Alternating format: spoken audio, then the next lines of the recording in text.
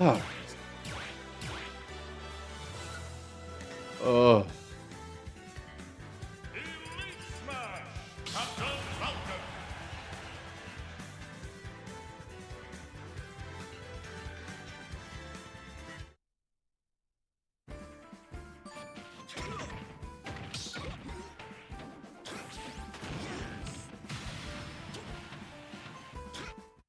All right, so let's do this.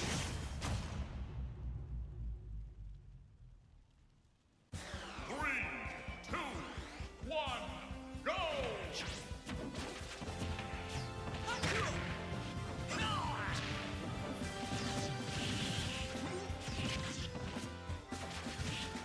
Okay, you got me. Good grab. No panic option.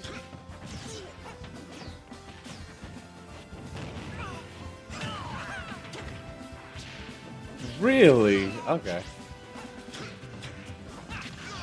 That's not good.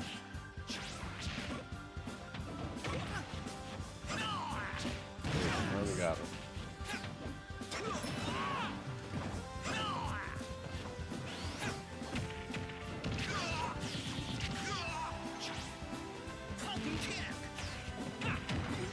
Okay.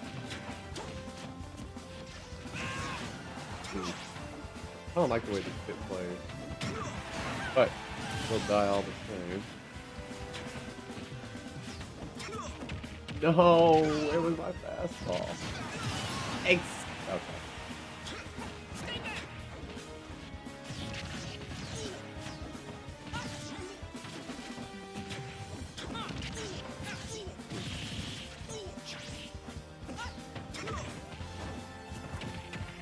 Ah, damn. How did you get that grab from there, bro? Look, that's privilege. I have grabs that work. You have the face, but like, that's not what I did.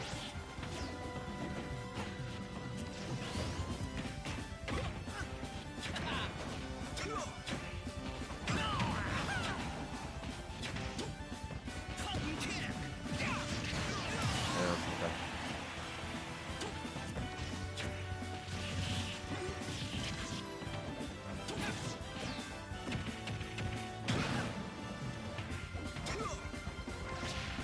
Oh, you got me. You got you got it. That pit is awesome. That pit is awesome. But also fight me on FD. No, I think that was a very good balance of offense and defense. I want to say I'm at the GSP where like I've actually been fighting some really good players lately. I'm kind of impressed. It's like every time I fight somebody, I'm like, damn. They're not choosing scrub options. Three, two, one, go!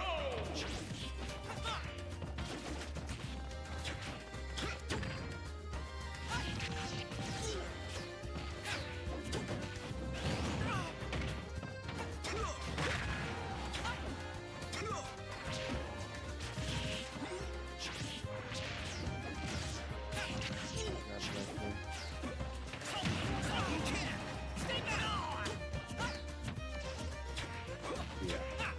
That grab that works with me so nice.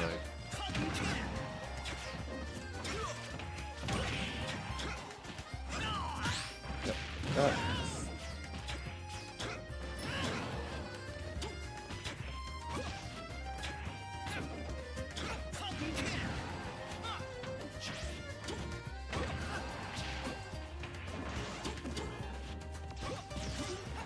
Seriously, that's still hitting me from there. Okay. We got these one move to get this one.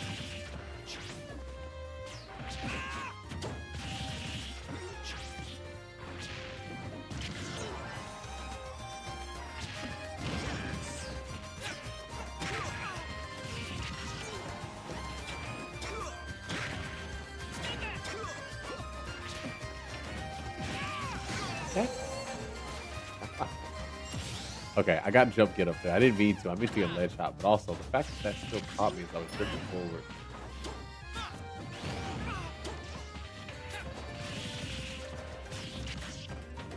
White House. Yeah.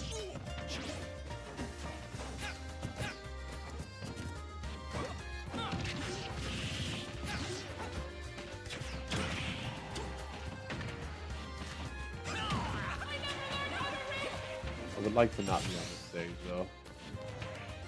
Probably too. I'd rather play 75 minutes than a small battlefield. Got puppy.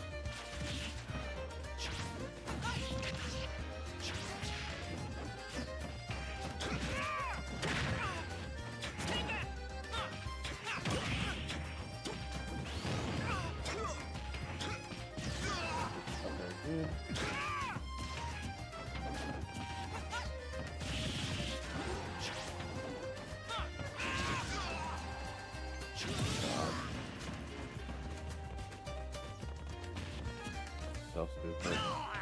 Still didn't scrub out through there.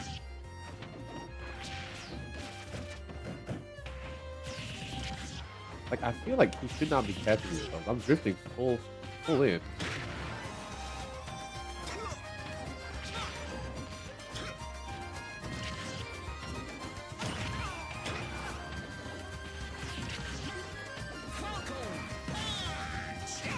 I was hoping he was gonna go for a shield grab on the top of the big death.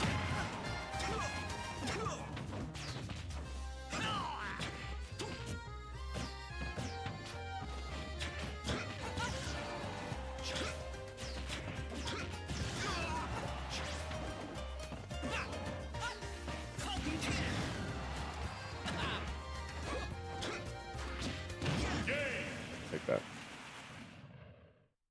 At work, I just got off work like an hour ago, so I feel good to see you, Nova. Hope you're doing well.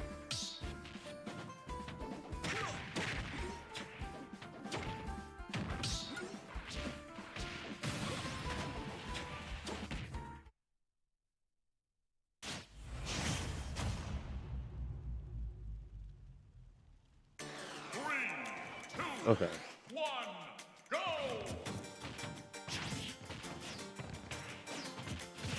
Dude, these snapbacks are so easy. I don't know what to do. I'm trying. I'm basically trying.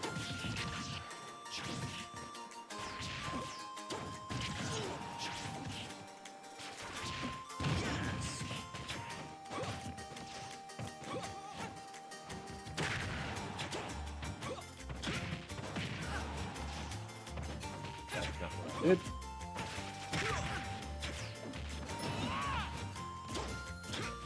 Oh.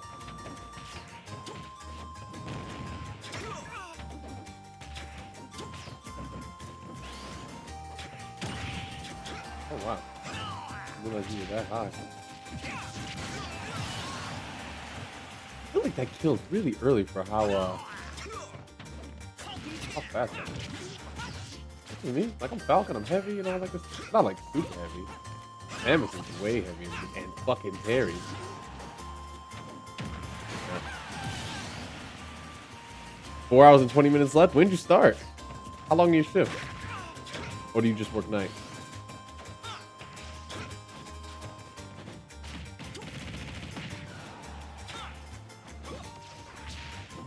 You're kidding me. Oh my god. I had that.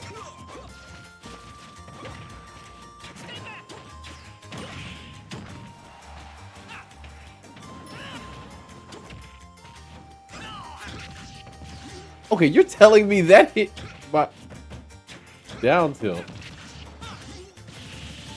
That hit my down tilt. Seriously.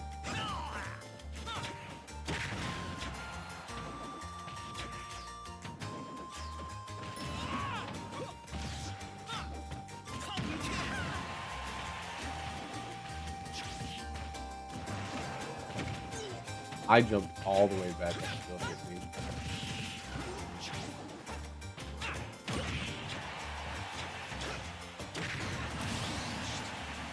2 to 11. Okay. Oh, 2 to 11. Gotcha. You get an hour lunch?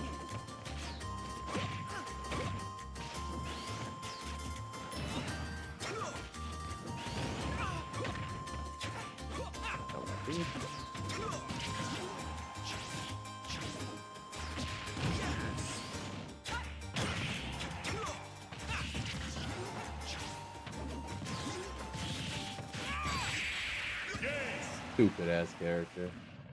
God, I hate you so much. I mean, like, this fit's good. I'm not mad at them. I think it's stupid the options you have. How do you get all that? And additionally, would be nice to get what I input, but it's gonna take some time to get used to it. And the snapback is so aggressive these days. God damn.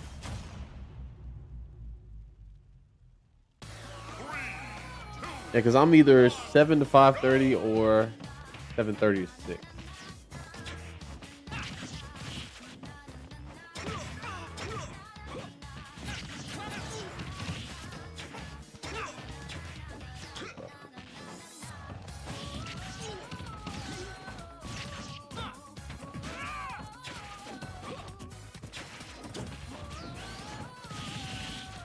Look at all of this. Man, brother. Oh, that was a snapback grab if I've ever seen. I got a snapback pivot grab and it worked. I was not ready to follow up off of that.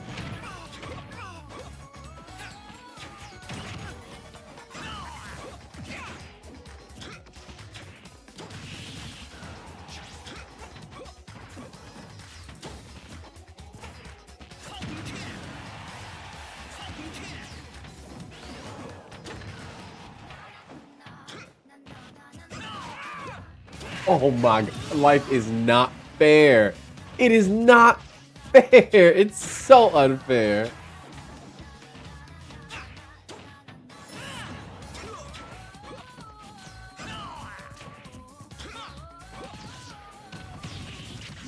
It's so unfair.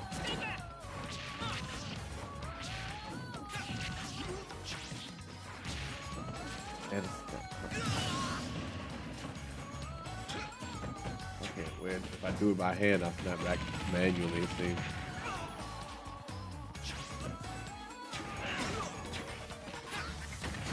All right, I can win this.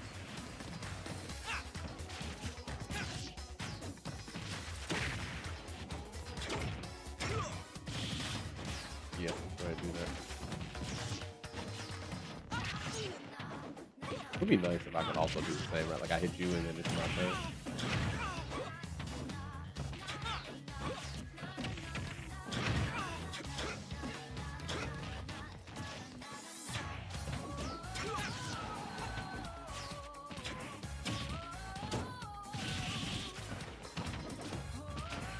Okay, so, welcome, Miku. I'll give you the rundown. After I fucking get this out.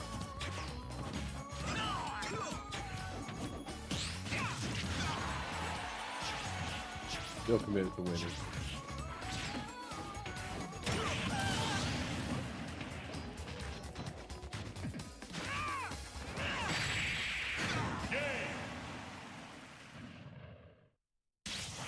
Okay.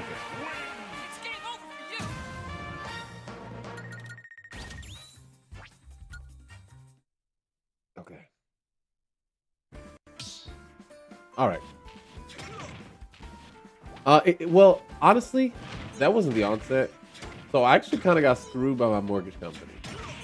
Basically, for those of you who have mortgages or don't, when you sign your loan or whatever, you go through the terms, the contract, credit scores, all that, blah, blah, blah, blah, blah. The loan company that you sign the mortgage with can change. Like they can sell your debt to somebody else, and then you have like a new organization that's running your mortgage.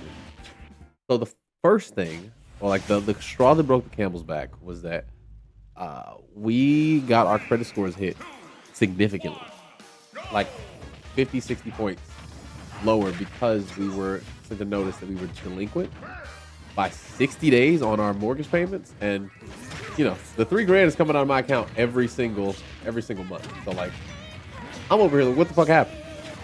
I called the company to find out that like my auto pay that was set up incorrectly, and that it's just sending out one-time payments, but the escrow, which is the taxes and insurance that goes with my mortgage, had increased.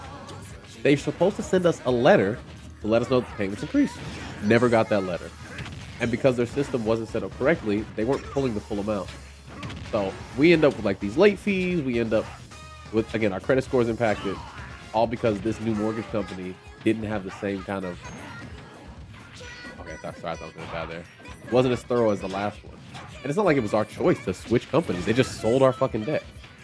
So it wasn't a ton of money that was owed because of this issue, but I'm thinking about how much time that I stream. I take care of the finances when it comes to the mortgage, managing that kind of stuff, and it's like if we're gonna have issues like this, it would make more sense for me to get a second job, pay this shit down as much as possible, so I don't have to work with these assholes, and just live life like that. Maybe I come back, maybe not, but there's like more priority. And if I actually want to make an impact both in my life and anybody else's life, from a financial standpoint, I should be doing something that actually rewards me financially. So that's reason number 1, 2, probably 3 as well. The other thing is I haven't really been enjoying streaming. Not that playing games is something I'm not going to do. Like I enjoy playing games for the most part.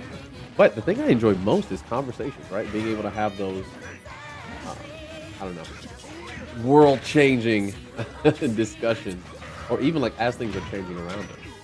Right now, it's a very turbulent time, both politically, financially, economically, blah, blah, blah. And I don't know if anybody else is struggling, but your boy is. Not super, but at least enough to where I'm worried about others. But streaming hasn't necessarily been the best vehicle to be tackling those kinds of things. And it's primarily because people have shit to do. I don't mind that. However, if I'm not making progress on my personal financial goals, right, with the 12 hours, it was a 2-stock game, you fucking bastard.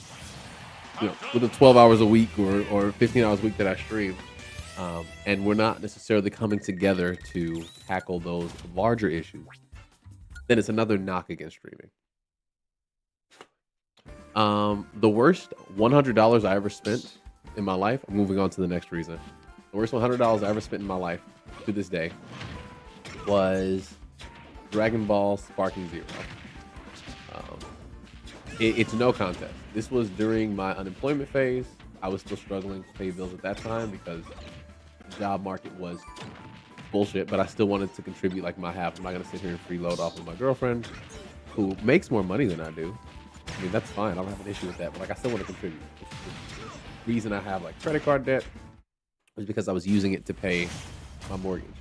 Sparking Zero is coming up at this time, and I'm seeing like ads for it. It's continuation of the Tenkaichi series, which I played like a lot with my brothers, right? So obviously depression is at an all-time high. I'm sending out like 20 job applications a day, sometimes 30.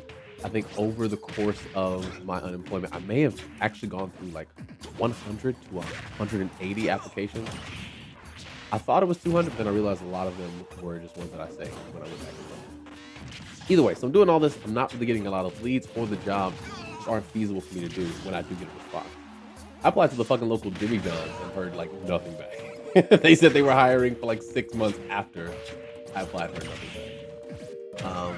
But Sparking Zero is coming out, and it would be an opportunity for me to like play and connect with my brothers, right? Something that we grew up doing as children, and I'm super excited.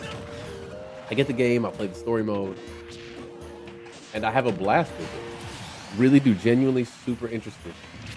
And then I play online, and it is just like degenerate shit after degenerate shit, from rage quits to the fucking lag to like my combos and shit dropping when they shouldn't, because the game is not fucking finished. There's not enough content in the game. Like the old Tenkaichi games had single player content that made it worthwhile even if you didn't have somebody actively to play with.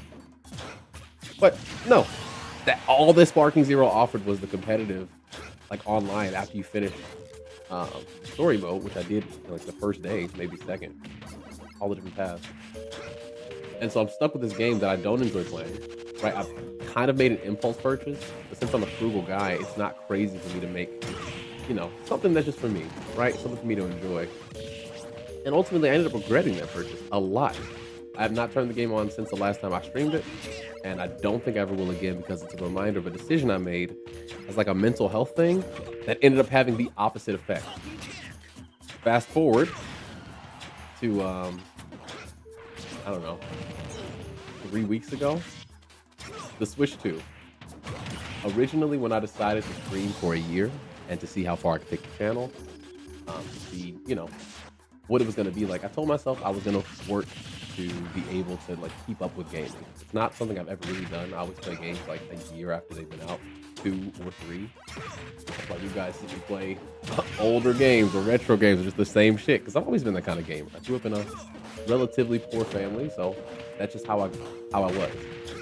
So when the Switch 2 was announced, I told myself, this is the time I'm gonna actually invest. I'm gonna be a real gamer, and we're gonna do it for content. Legends EA, I thought was only on the Switch 2. So I kind of pre-decided I was gonna get it, even though I had my qualms about Nintendo's fucking practices and how expensive it was.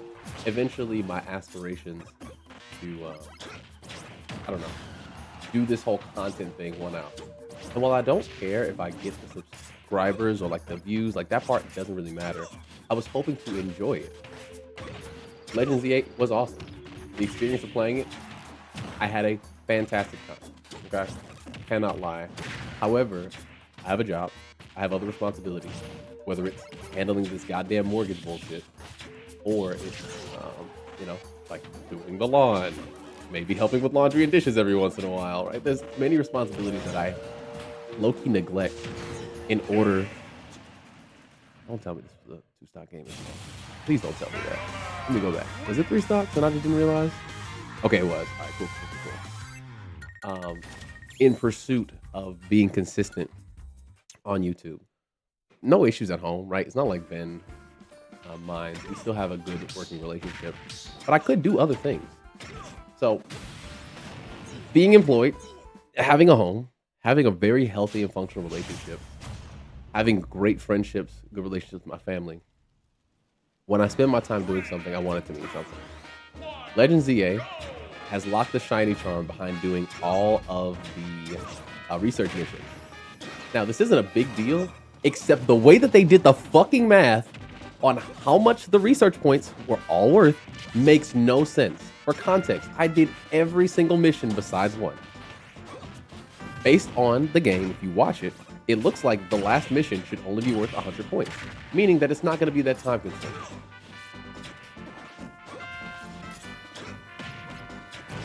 If you go back and watch that stream where I'm attempting to like speed run before Venice gets home from her flight so I can go pick her up, I'm locked in, bro. I'm going. All right. I'm probably the most locked in, the most excited for gaming that I've been in the last 2 fucking years. Just to find out that it was never possible because in order to get the shiny charm, you have to do 1,000 battles, which is 2 times as many battles as I've done over the course of my entire playthrough. And there's no way for you to know that without looking it up. There's nothing in the game that indicates that that will be the case, especially because that mission is worth 2,000 points. I only have 100 left before I level up. Why would the last mission be worth 2,000 points? It meant that every other thing I did that day was meaningless. I could have just done 1,000 battles and had the shiny charm. But no, those goddamn devs wasted my time as if I don't have a fucking job. And like the disrespect for my time is something I can't stand. One of the reasons I wasn't going to buy the Switch 2 is that my motto is I'm not going to pay you to piss me off. And that shit pissed me off. I was grown man angry. I felt like they were reiterating, like, gaming is not for you. You're an adult, you have a job, you're not unemployed enough.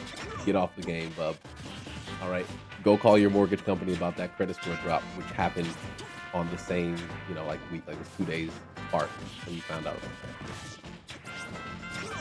Even with Smash to an extent, I would say this is probably where it started, where I was considering not streaming, because there's just so much stuff that you have to do, you have to practice, you have to learn to be consistent, to be competitive.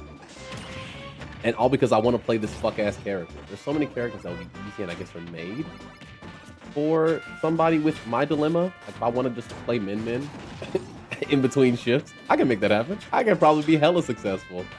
But instead, I'm working with somebody who's not a difficult character, but at least takes time to learn all of these matchups and shit. It's like, goddamn, dude. Let me have a job and have fun. Why did they make the character I love so difficult in this meta? Just let me have fun too, Sakurai. Oh my god. So, when I say Legends EA broke my heart, it's not that the game is bad. It's that it had a lot of potential and is one of the most fun Pokemon experiences I've had. But because of that potential. I'm kind of at this crossroads where I keep getting disappointed by things that I'm really excited about. I feel like a crotchety old man who can't have shit. Because every time I like something, every time I enjoy something, every time I fall in love, it bites me in the ass. And I may not be emotionally mature enough at this stage in my life with trying to balance things out over the course of long-term planning. Tangent. I don't know if you've all ever done like long-term goals. I know this community is kind of young. But like as you get older, your goals shift from being like, 2 months away to 2 to 3 to 4 to 5 years away. This like debt thing gets to me because I'm not a debt type person. I don't really spend money I don't have. Never something I've ever done.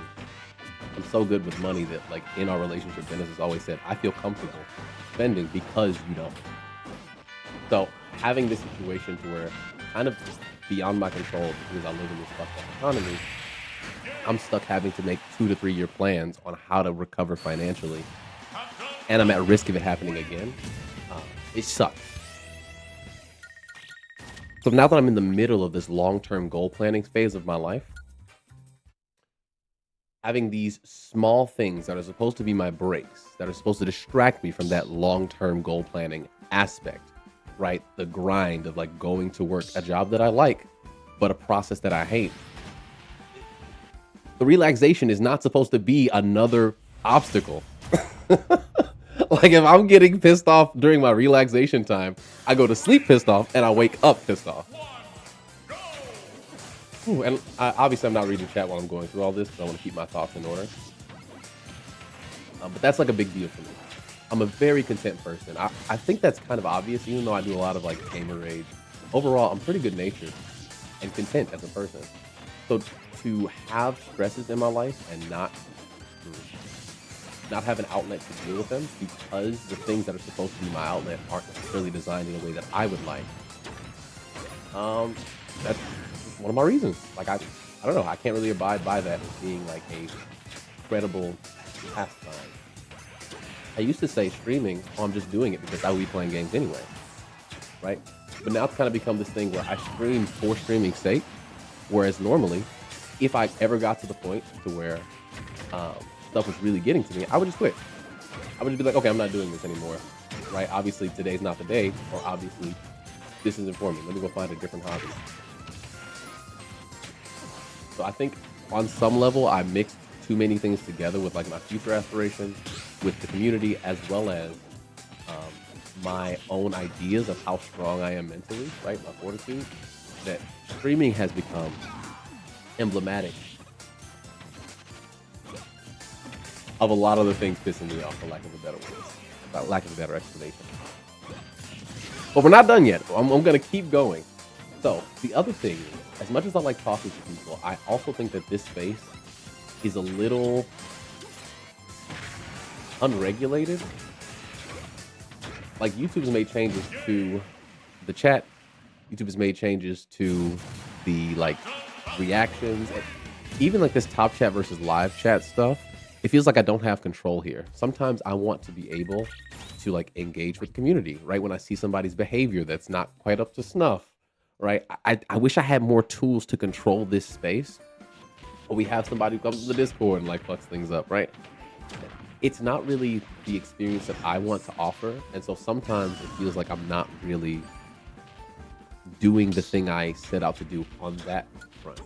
Like my job title is a mental health professional. I work in a nursing home with people with severe mental illness. And I kind of coach them through not only managing their symptoms, but also developing skills and like making those progresses towards being an independent individual in their community. And that's in any way. If you want to rejoin society at large, right? I can help you get there. If you want to be able to live in the nursing home more effectively so that life is easier for you, I can help you get there. And like, not only is it the more I see of, like online culture, the more I see of streaming in general, and the more like people from different communities come and chat, I realize that this may not be the avenue that I want to use. May not be conducive to me being able to have that impact. I start to kind of discuss it. And then the fact that YouTube, if I ever do have the kind of success that I'd love to see, right? Even if I'm making that impact, YouTube is making money off of it, and that low key makes my communist belly churn. I get sick to my socialist stomach because I'm looking at the chat and it's like top chat versus live chat. Who's your top fan? I'm like, I don't give a fuck about that, bro. Shut up. Let me play games and talk to Miku about how she's being chaotic.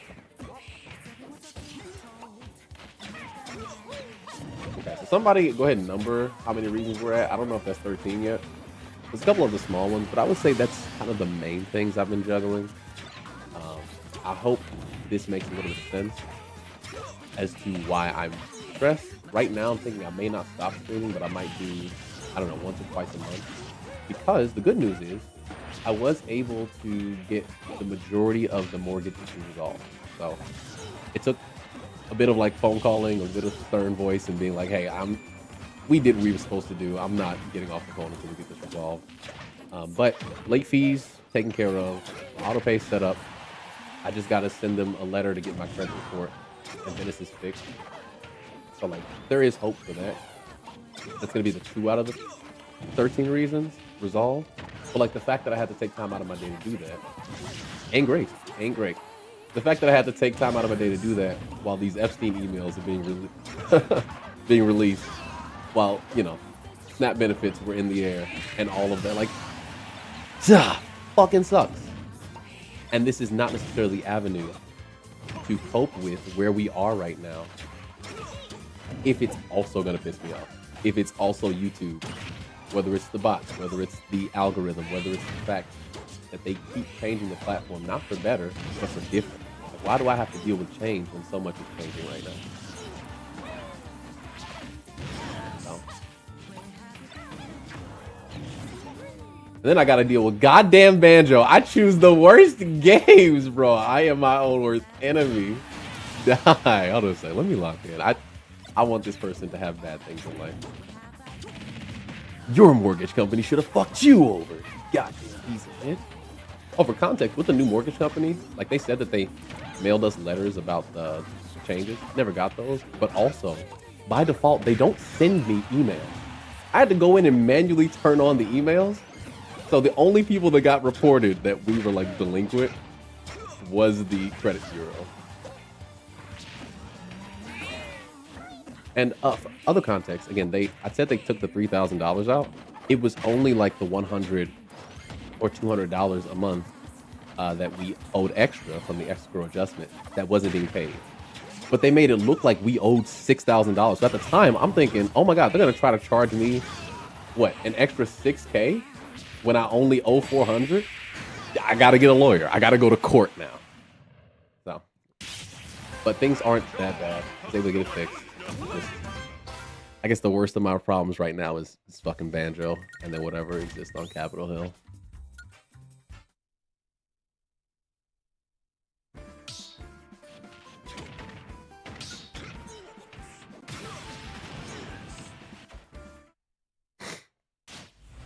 Okay.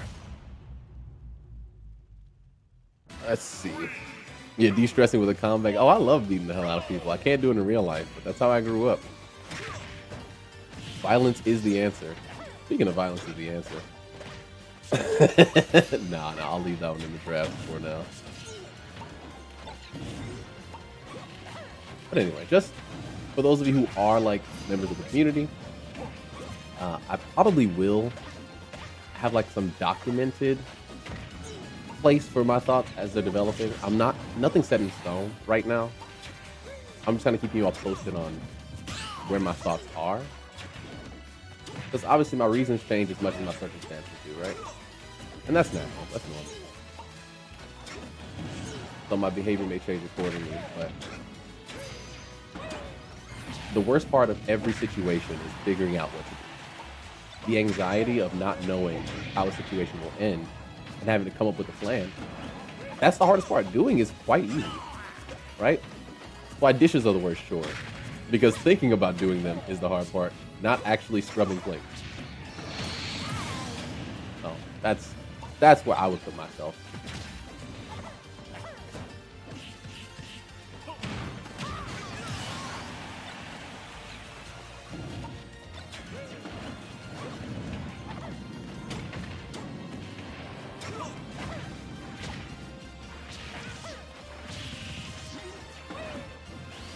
God, I miss it.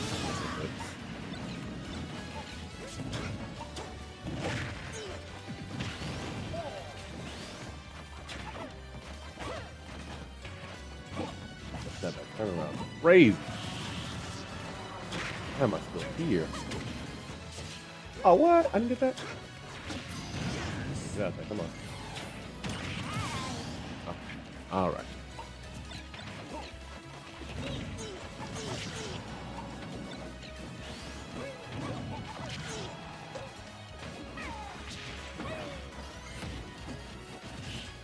Yeah.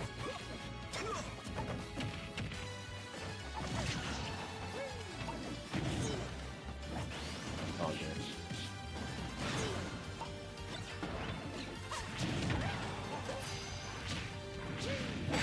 Okay. Honestly, maybe that banjo's not too bad. Yeah, they kind of checkmated me there. Or it's a setup they're familiar with. Whew.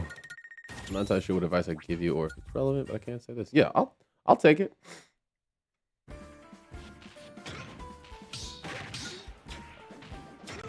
Once this banjo leaves, I'll go ahead and go through chat.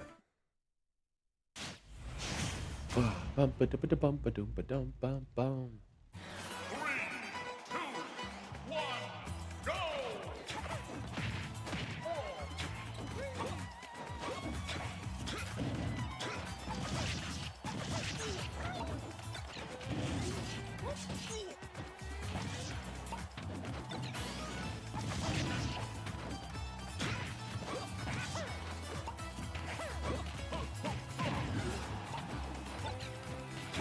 Actually, there's another one I want to talk about. This one's, it's not necessarily private. I don't know. I never felt like it was appropriate to. It's tough to say. Okay, I'm just gonna say it, and then we'll see how I decide to explain it. So a very close family member of mine, like immediate family member, is having a very serious health complication. Imagine what a serious health complication could be, you know, and take it up to the top as far as diagnoses go, and it's probably that one. Okay. Now that's been going on for the last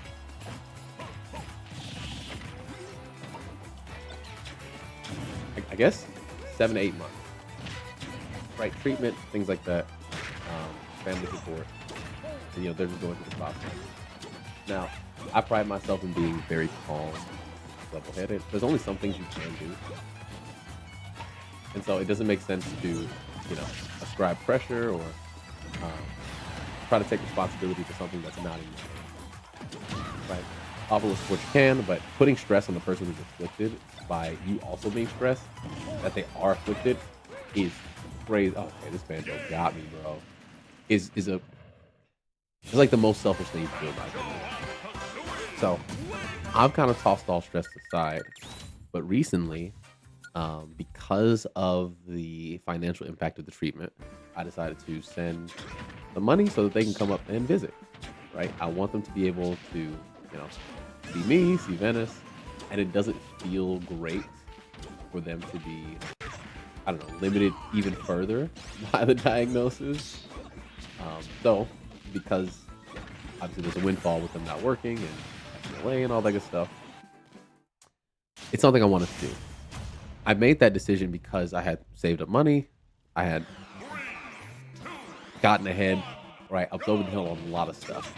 And so I was like, oh my goodness, this is an opportunity for me to make another decision, but this time it gets to help somebody else, right? And help me in the process. The day after I sent over the money to finance the trip and, give them a little cushion while they're working through the diagnosis is actually the day when I got hit with all those late fees. I'm quite an unlucky individual. And the late fees and stuff were almost exactly lined up 1-to-1 to the Switch 2 purchase, which again was an extension of streaming, wasn't an extension of oh, I'm gonna keep up, let's do Legends EA. And it's because it lined up, it's oh my god, if I had just not done this, if I had just not done this, if I had just not done this, I wouldn't even be mildly worried. And even if the late fees didn't get waived or everything continued as it was supposed to based off of what the mortgage company was saying, we would have been fine, right? We have savings, we have that built up, we're working. I'm not going to make a decision I can't pay for it. But it's like, what are the odds that now I'm on a thinner budget, or now that I'm like closer to being in the I don't know, in the red? Like, how many more things can go wrong?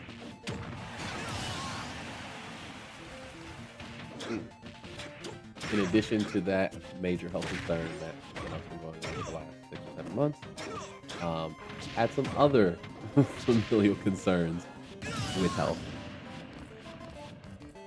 Not all of them physical, some of them mental.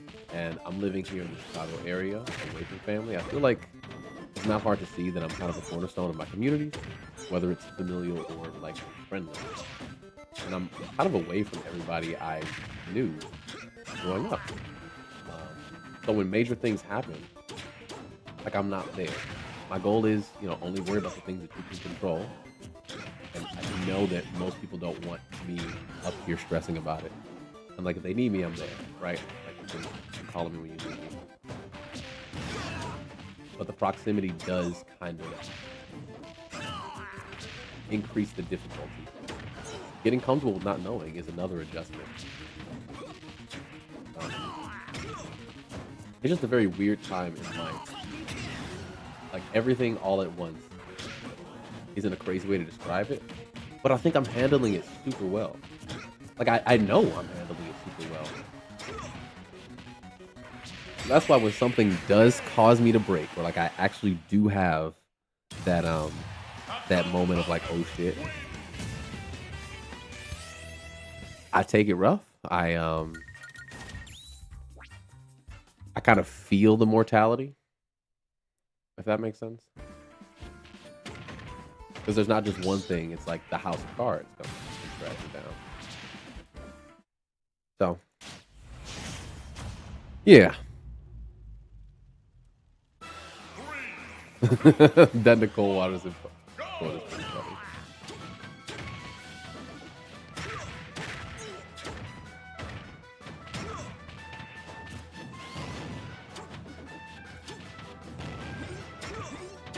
But this is not again, I only want to say this because everybody has their own way of coping, right? This is not like a cry for help. The only reason I'm saying anything today is because I'm making progress. Like, I'm finally over the hump. I don't find it useful to share when things are happening unless I'm sharing it with somebody who can help. Because I think putting that on somebody to ask for help when there's nothing they can do, I would never want that. Or at least I didn't used to want that. It's just not my preferred way of doing things. So if I'm ever sharing something, it's usually because I've figured it out. And if I really, really, really feel like I need help, need assistance, you will hear from me, right? That's also part of like my love, my friendship, is that I'm not gonna let you, lose me to the dark without giving you the opportunity to have an impact on that. So I'm perfectly fine, but the situation isn't. And so as I'm making decisions, right, it's understandable that my options become more limited or other options become more enticing based off of how much bullshit is going on. Like, goddamn, I gotta think about something every goddamn day. Fuck, why is there new stuff? They made Depression 2 in 2020. I'm on like the 5th sequel to that.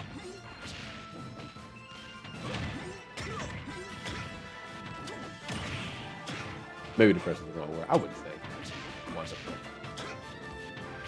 But attempted depression. They're trying to bring me down, and I keep having to adapt. Speaking of adaptation, I need to adapt some better handling, some better controls. Oh, is the mic?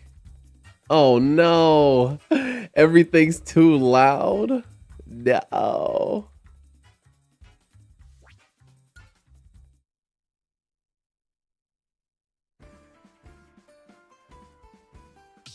All right. I'm that should be down. Had pneumonia, beat that. Had COVID. It was, oh wow. Opponent smash beat that. why I like fighting games. Being able to beat your opponents, whether metaphorically or literally, it's like it's very cathartic. Because most of our problems we can't like hit them with our fists. I can't stomp knee institutional stupidity. But how I wish I could. All right, thanks for letting me know.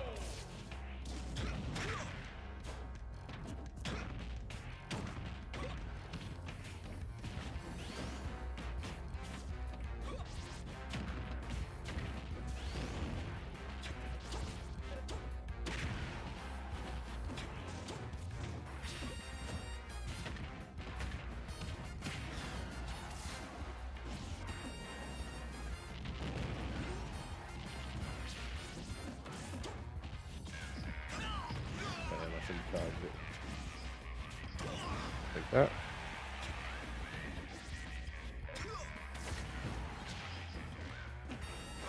So it's interesting that you said that Beans.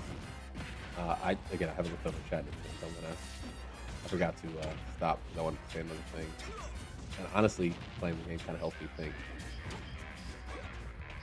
Part of the reason why I decided to share it because of this stream is that if one of my issues is that I'm not talking about anything substantial lately, then like literally I can just do that via this. And luckily, I found like my second wind that I'm not tired or exhausted on stream. I've been getting sick a lot. It's not always obvious to everybody else, but I do have an autoimmune disorder. And when I get sick, like my body just be low-key shutting down. So sometimes I'm on stream, I'm trying to think, I'm trying to process, and it's just not there. Like I literally can't do it because I have a minor cold. So I do think that that's not for the streaming's fault. It's an artificial barrier. But I figured if I'm going through these things, right, if I am experiencing this, that's exactly the kind of thing that I want to share with the community. So we may have had a dramatic entry point to it, but I'm finally able to say something, even just like health willing.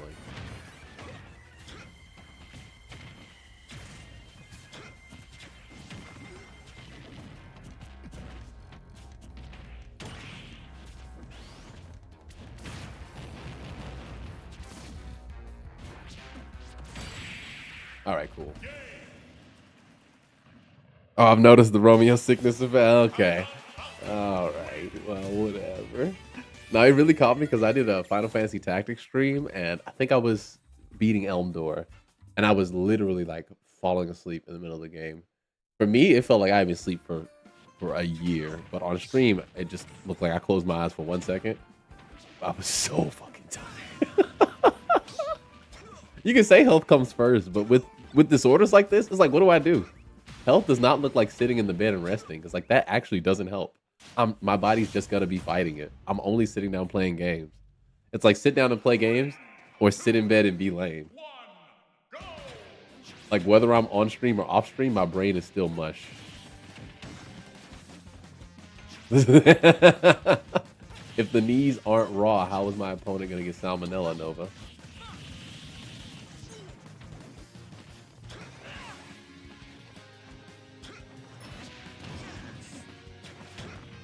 Whew. Okay.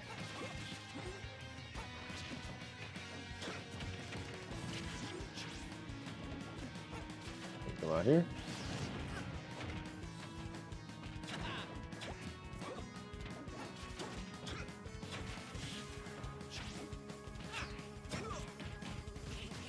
Okay. Yeah, that makes sense. You just mash. You masher. How about you hit shield for once? That's right. That's what happens to mashers. They eat crow. Well, in this case, falcon.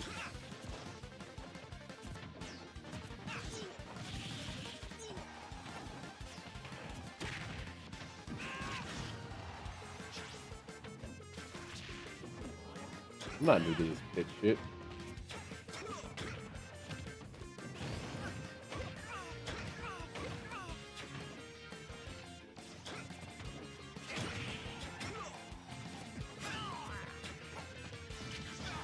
I really wish I could keep that hand. Oh yeah, you're a new pit. Any other pit would have down smashed the shit out of me right there.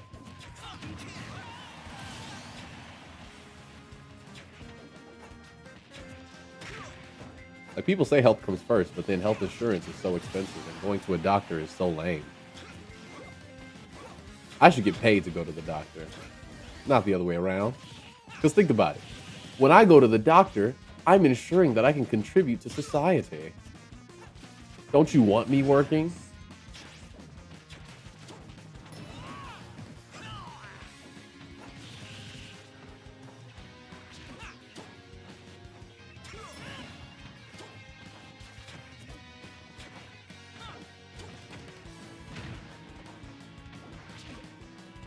I'm gonna get up and do this. I'm gonna go down and do this. I'm gonna go up and do this. I'm gonna go up and do this. Alright. Fully spaced Falcon Punch. Can't do anything about it. Don't shield. I was gonna try to pop his shield with my knee. He never gave me the opportunity. He took my advice.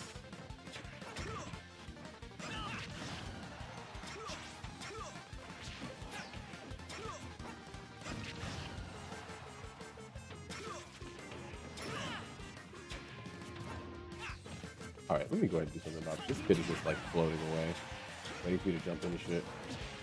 Come on, come on. I'm chasing you down. You want me to? That's what's gonna happen here. Let's go.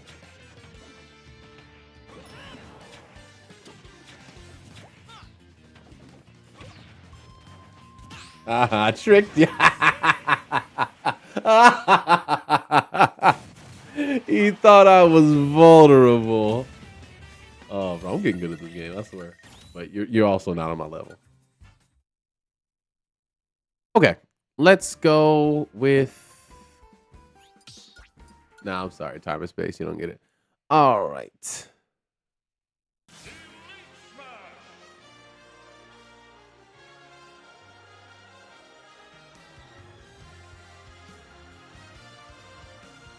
Where you stream less frequently and or for shorter durations. Yeah, I think that makes sense. I'm way back in chat, so I'm just gonna be responding. Feel free not to comment in the present, but I'll catch up. Everyone's struggling. Yeah, job market.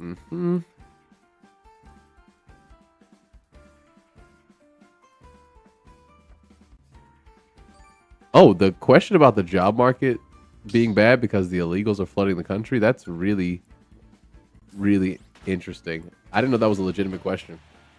I am going to cover that myself, even if somebody did in chat. No, the job market is not bad because of illegals, because most of the jobs that quote unquote illegals are working are not the jobs you're applying for, especially in the skilled labor section. I'm a college degree holder. A lot of the people who are struggling to get jobs right now are or happen to be. And so even in like the ideal America where there's quote unquote no illegals taking up all the jobs, those categories of people, according to capitalistic America, are never supposed to be competing for the same jobs. So anytime you hear that and you see the like skilled labor,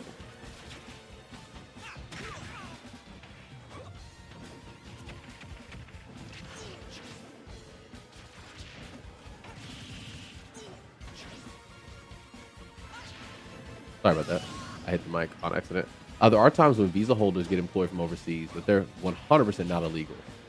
Like, there's almost never a time to say that illegals get or do anything. The only thing that they do is, in all honesty, benefit the country.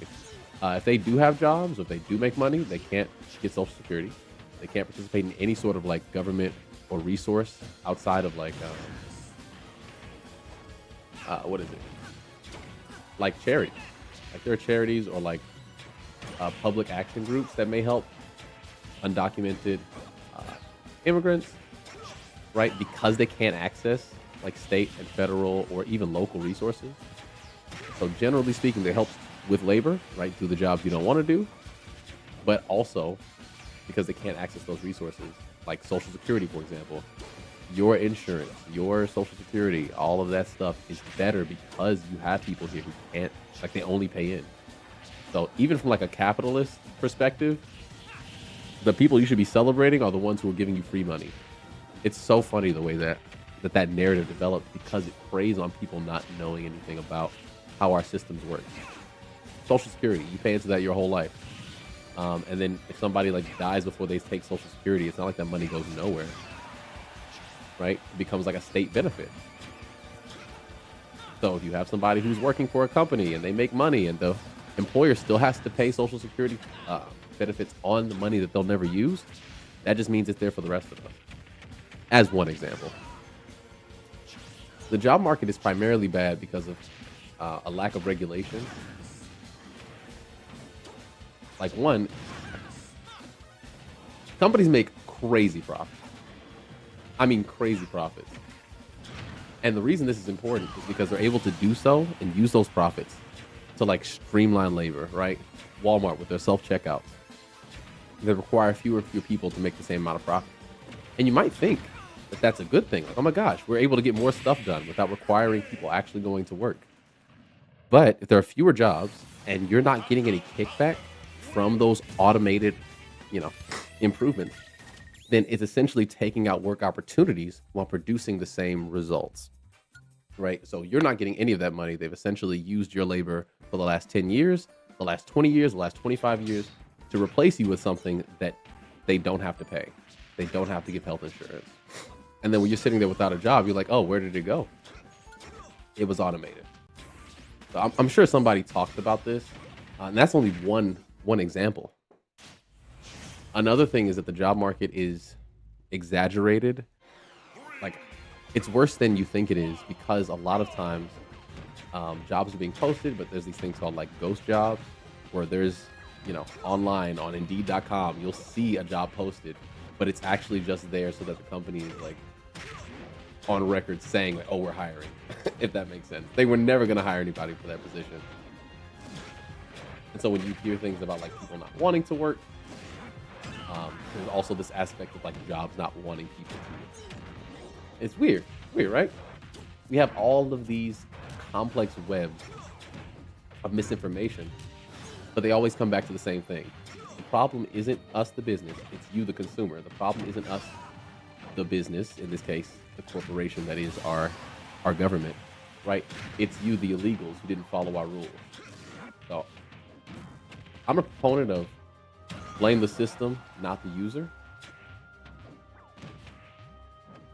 And I feel like you'll pretty much always find yourself closer to right than wrong if you follow that model.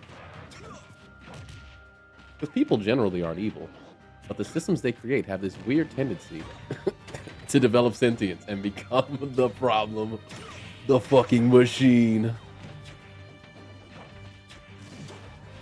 Like goddamn health insurance.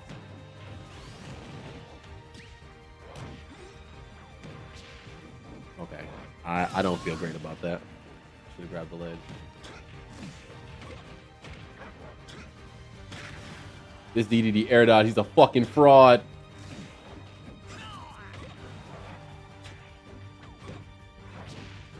Real DDD would have done the suck right there. I'll go back and retry again. I'm gonna be way behind everybody, so please bear with me. I'm just playing the game after work. I did my 10-hour, 30-minute shift.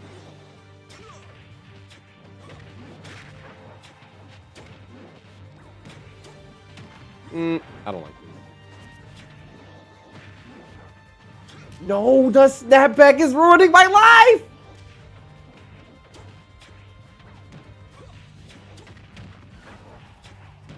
Got him. Oh my god, I'm not losing to a DDD not named Thunder Coleman.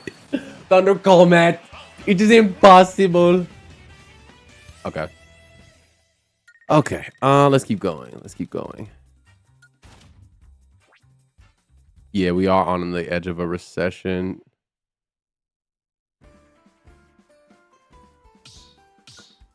I did do everything I can to lead profit to benefit me. If I'm losing in terms of then something's bad, all right. Streaming to Discord. Okay.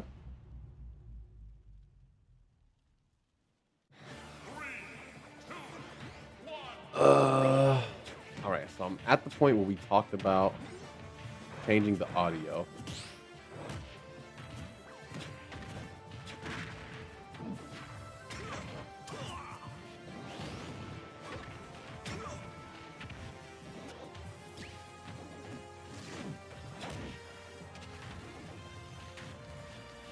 This guy doesn't know Jet Hammer's a good move. Should have kept using it.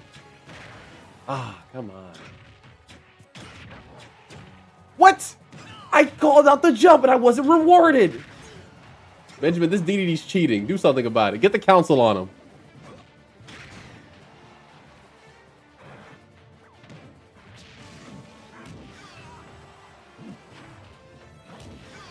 Okay, how did that hit me?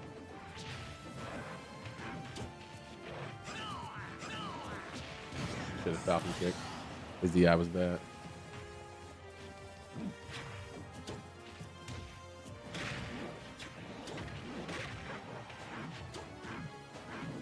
Okay, somebody explain to me how I'm missing DDD's big body ass. What is happening?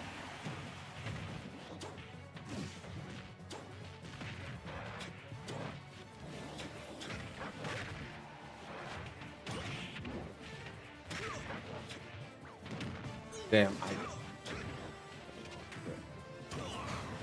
See, if he had just held the jet hammer, he doesn't know it's a good move.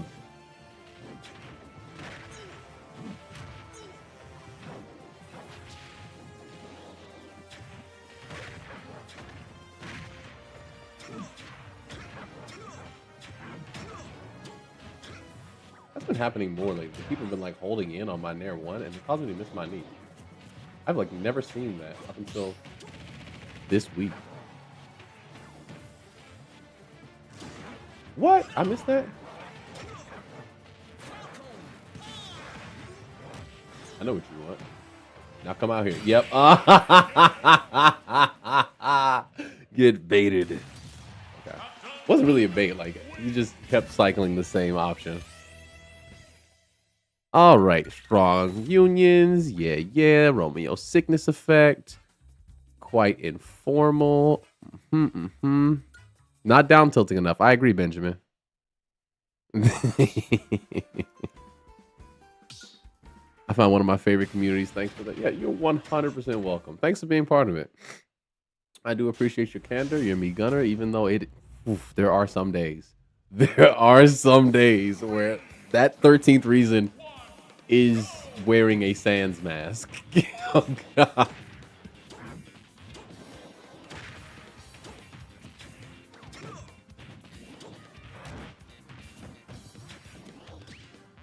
What was this? Why did I drop like a brick?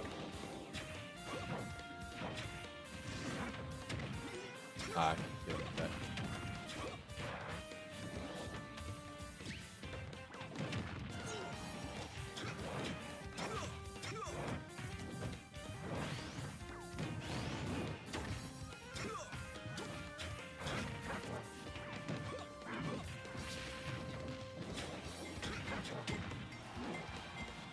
You gotta just believe in the inhale,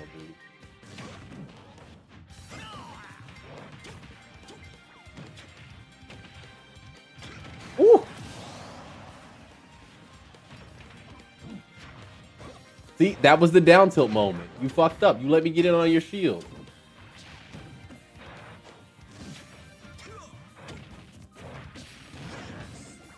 Huh? Keep that going off. I should keep that going off. Well, I like that. He didn't. I wanted the knee on somebody. Okay, let me make sure I don't lose to it.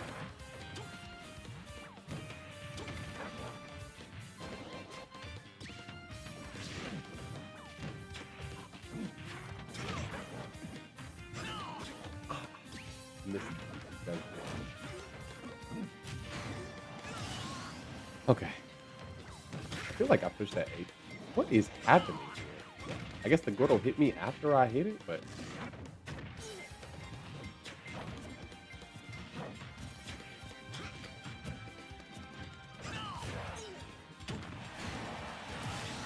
Bait it again.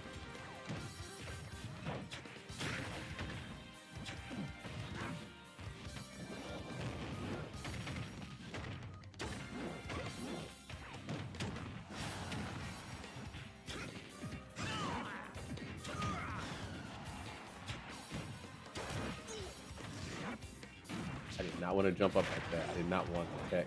I wanted to get me killed. Thank goodness. My powers. My powers. I just cannot lose to a DDD that isn't the comet. Whew.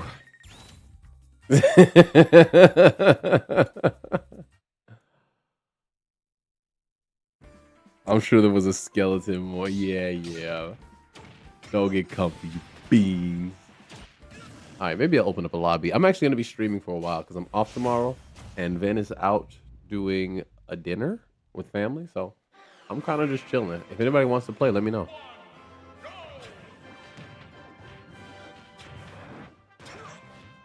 No, you can always trust that I'm actually okay. I'm actually more okay than I let on. I exaggerate. Not exaggerate the emotions. Like the feelings are real, but I'm really used to dealing with them. I know a lot of like content creators are like, you don't know what hides behind this mask of. What is up, YouTube? Mr. Beast's minion here. Like, no, you don't have to worry about that shit with me.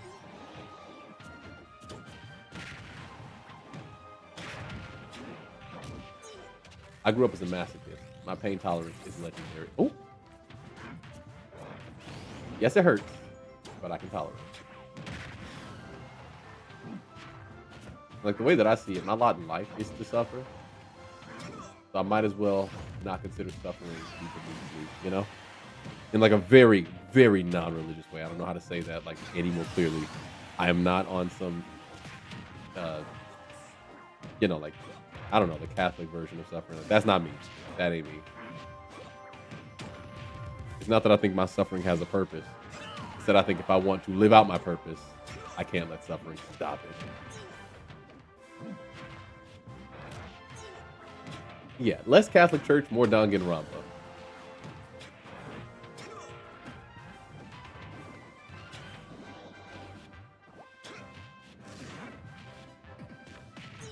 Oh, he actually hit that? Let me take that really quick. What? You lit DDD? This guy's impossible to kill. I should know this by now.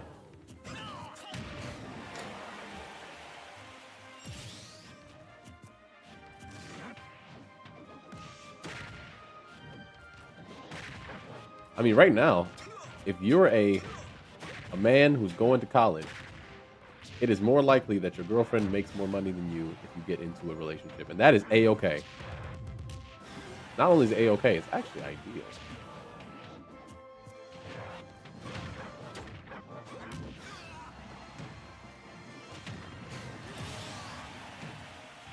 You don't even have to be a sugar baby to think that, like, it's good for women to have more options financially.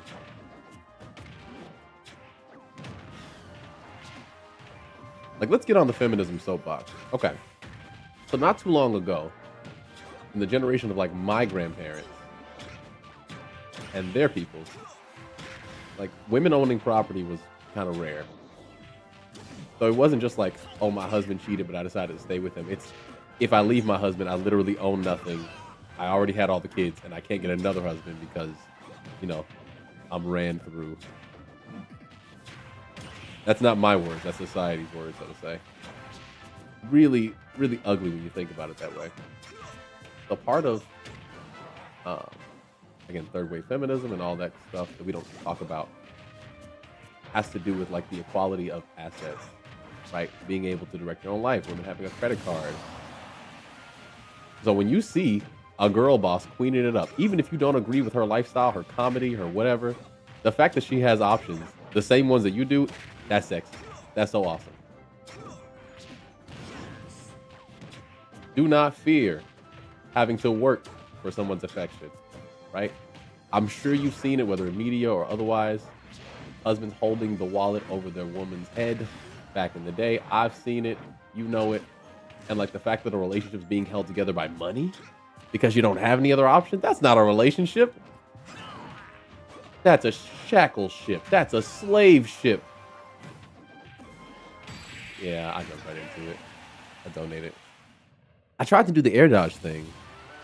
I really thought I was going to be able to air dodge through to get the knee. I got greedy. Oh, if she makes more money than you, cling on to that girl like a motherfucker. Don't let go. It's funny. But it's also true. Like, if you have a good relationship and the only issue you have is that, oh, she out earns me at her corporate mega job, then fucking, you know what? Woman up. All right.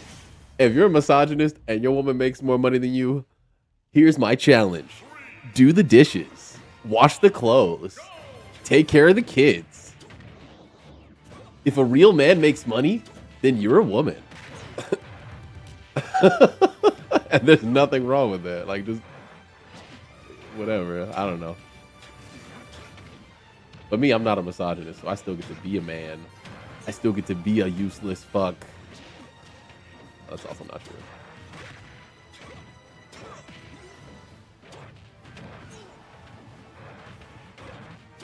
But I do believe that people should live by the rules that they preach for others. Damn. So, like, if you're the kind of person telling other people that they, I don't know, should stay in the kitchen and shit, like, I think it's hilarious or like ironic. Like, if you ever find yourself, even with like a lady that hit the lottery, that dude in the kitchen now. No, don't hire a housekeeper. That is a waste of money. Oh God, I would love a sitcom to just get that started.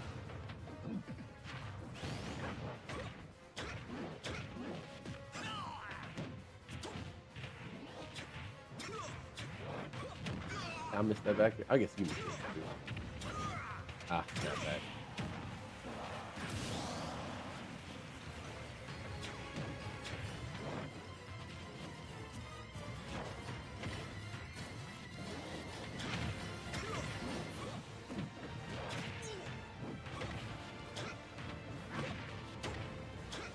What? Why did you stop moving forward? Oh my God. He just wants to die. Wrong.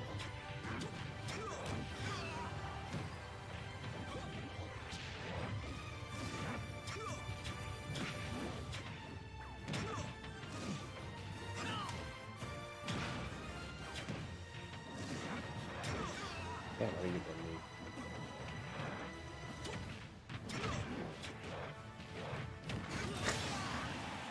Yeah, just use your frame six up there. Nice. How I'm handling that. That's right. That's right. Alfred Penny's worth that shit. Do it. Just do it. People try to sell it like, oh, men that do housework are so sexy. No, I think men that stick to their morals, stick to their code, that's way better.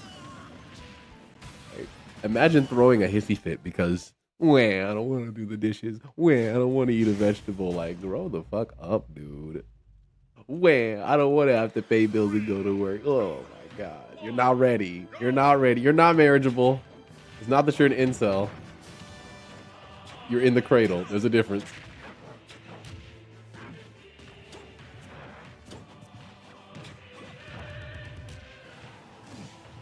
Maybe some of my bias is coming out, but I've been debating online for quite a while, and it's always funny. Damn. Because debating gendered issues, I want to say it's kind of like how I got my start. I was one of those kids that was like very mature for my age, so like all of my talking companions as a child were adults. Like I just constantly had conversations with adults, and low key shit was weird. Adults said some weird things. Like I remember my uncle talking about how, oh, your auntie hit me in the head with a frying pan, and in my head, I'm like, why did she do that? What did you do? I was out gambling too late. And that wasn't like, maybe it wasn't the full story. I think it was kind of a joke. Like to be making that joke, like, oh yeah, your auntie's crazy. I was out gambling money we don't have, and so she hit me with a frying pan. I'm like, yeah, maybe you deserve to get Tom and Jerry. So like, gendered issues have always been interesting because of watching like good and bad examples. But then when I start debating with these fucking freaks online, first thing, the race car getting pulled. Like the idea that because I am a what is the term that they use? Because I'm from the subservient folk, of course I'd be okay with a lady calling the shots as long as I don't have to do anything or earn anything for myself. I think that's the exact quote. Crazy bars that dude was spitting. Changed my life. Really opened my eyes. I had that Andrew Tate Black Pill Awakening back in 2014. All right. The rest of you were just catching up to me. Subservient folk on top. But anyway. So it's been really interesting watching like gender-based discourse and relationship discourse develop over the years. Obviously, I've made my own mistakes and like had my own toxic misconceptions. But it was always based in something that I thought was fair. Justifying unfairness in relationships because people are biologically different is crazy work. The same people were like, oh yeah, racism is wrong. Simultaneously will go, well, like a woman's place. Coochie's in the kitchen, you know?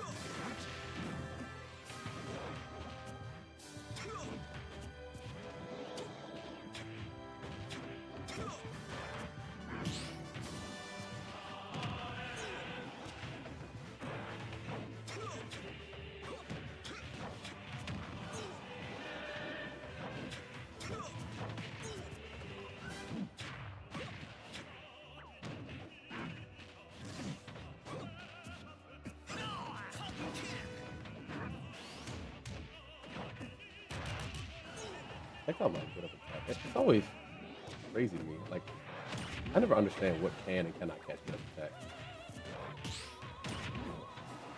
Yeah, I did not mean to go up. Go up, maybe. All right, okay. What if your star sign is giving you bad stats? Now, I'm more okay with that. Right, if it's the star you were born under that's giving you bad stats, that's fine. But you're not going to tell me, after all of the examples of strong women I've had in my life, that just the fact that you're in a woman's body means that you have bad stats. Brother, I know 12 ladies off the top of my head that would flatten you like a pancake. You can't tell me they have bad stats. I lost to them, all right? Proudly. That's a fucking warrior.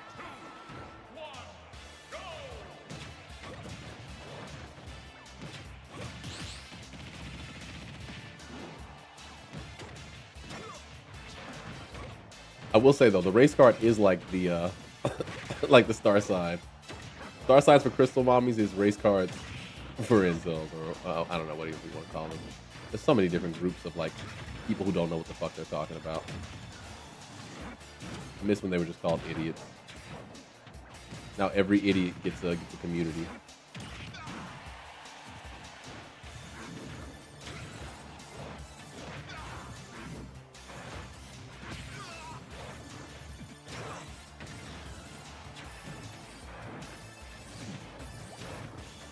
Don't you footstool me. I'm not that kind of it. Oh my. I'm a different kind of idiot. You're right. I'm the one that cannot get my input.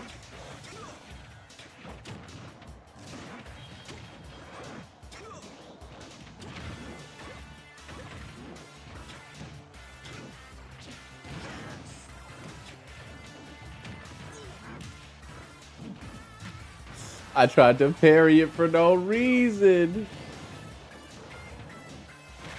Ah. You knew the trick. Trick is to press every button on your controller. Eventually one of them will... Hey, yo! How did that hit?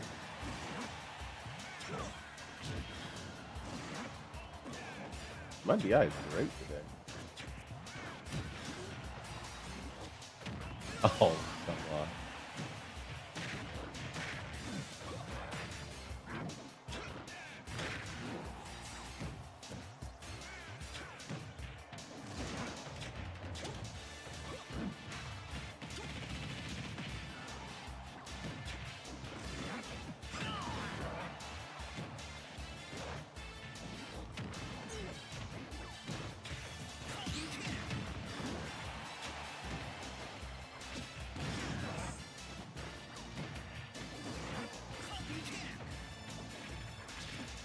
He wasn't ready for it. He He didn't know I'm like that.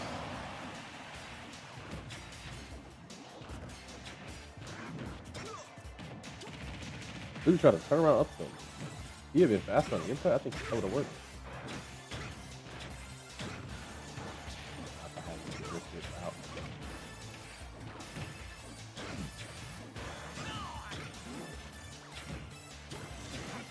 I think, you know what's funny? You complimented my down tilts the other day. I think I learned my down tilts with Falcon from you, Benjamin. I do be down tilting like a DVD, low-key. Oh. Jet Hammer is a good move. Anybody ever notice that? Oh, I'm so good! At DDD matchup specifically, I've been trained so well. So well. He don't have the comment in him. Unless I yeet myself off the stage, it's not happening for him.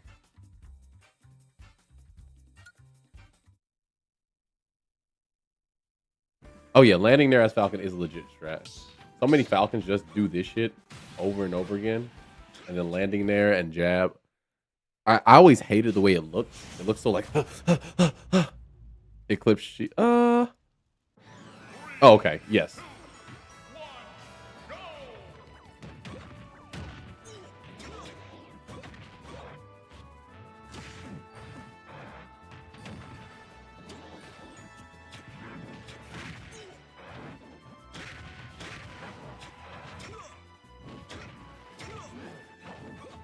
You didn't air dodge. How dare you not air dodge? How dare you not air dodge?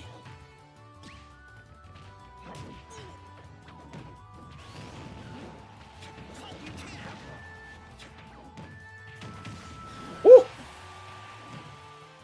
Woo!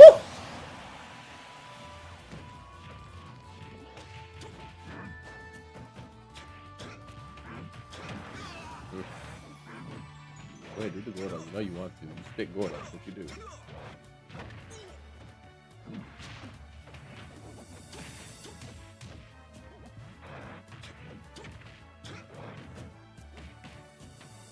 No, please, not.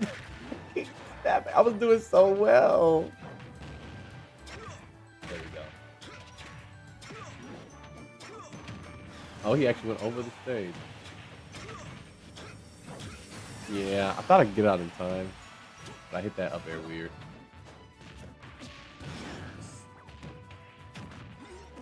I didn't think he would go for it again after getting punished for it.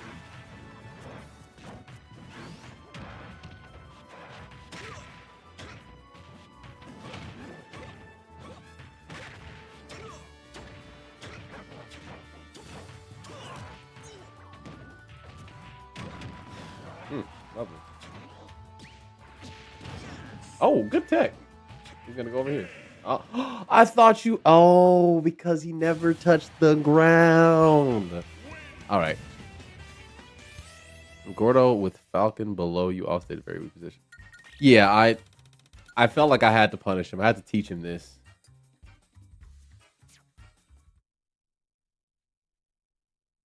Ew. Wait, you're getting ads on this stream? Or are you talking about just in general? You said completely unrelated. Because I know that it can happen. Like, they do run ads on some YouTube videos, even if they're not monetized. Like, YouTube just gobbles that up. Okay, good. I watch YouTube on television. It does take a longer time, but I never noticed that was on TV. I thought that it was also just like the channel. Because I'm pretty sure you get to choose what kind of ads you run on your videos. Like, they can do mid-rolls.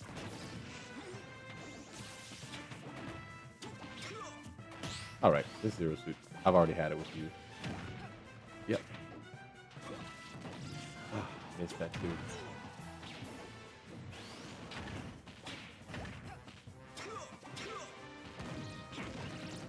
It's just gonna take a little while to adjust to like the timing and spacing.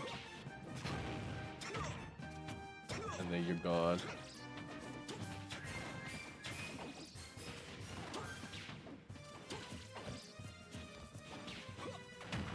I meant to be up there.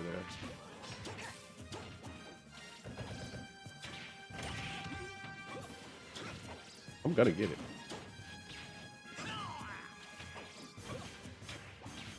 one and done on this ZSS no matter what. I don't approve of how you play the game, so I want you to play the game with less people. You're a bad representation of what this is about. There is no artistry to your ZSS.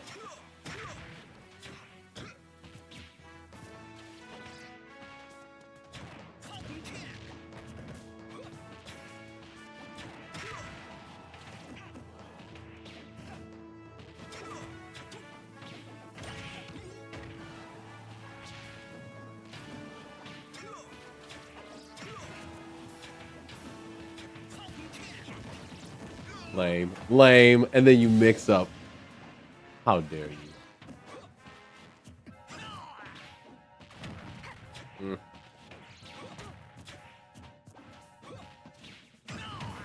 There you go.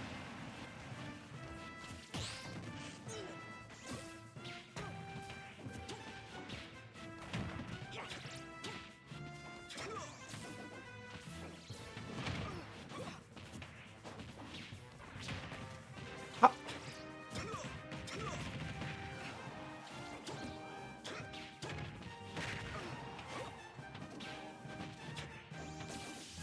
What is the opposite of the floor is lava?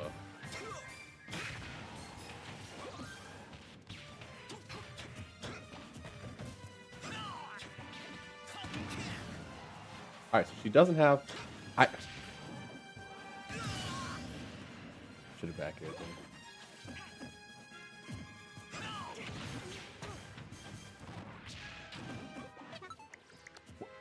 Please, not this goddamn button.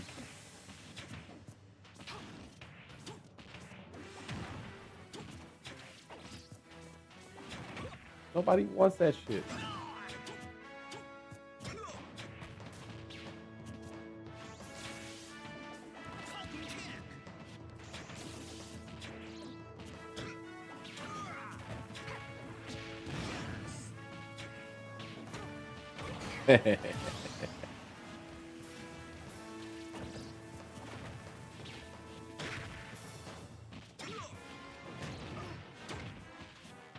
Okay, you didn't neutral air dodge this time.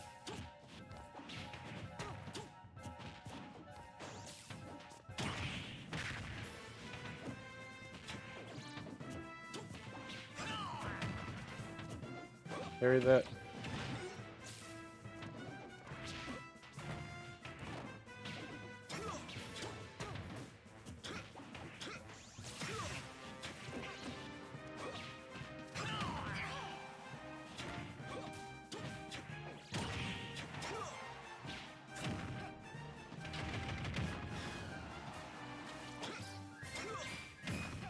I'm doing up smash.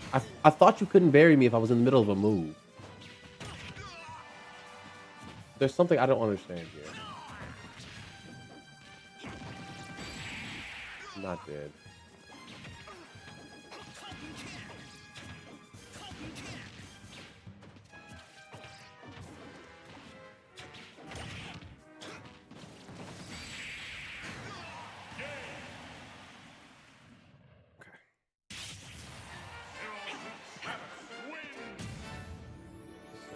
Irritating. I tried to down tilt there. I literally won that game. I did not try to F tilt doesn't even kill. Whew.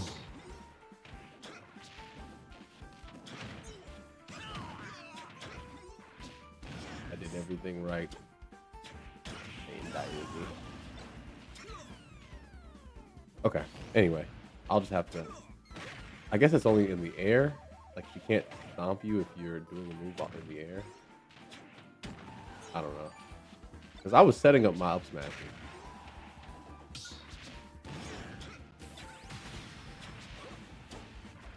Anyway. The real issue was that I wasn't able to capitalize off of the air dodges. 3, 2, 1, go!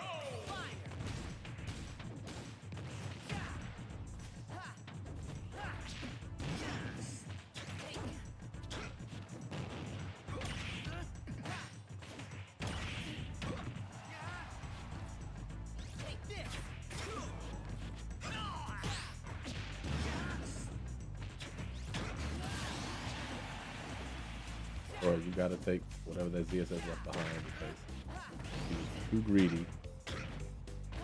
Didn't leave anything for me.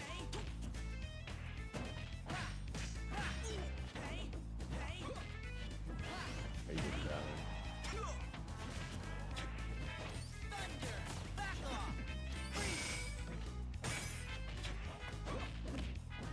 Yeah.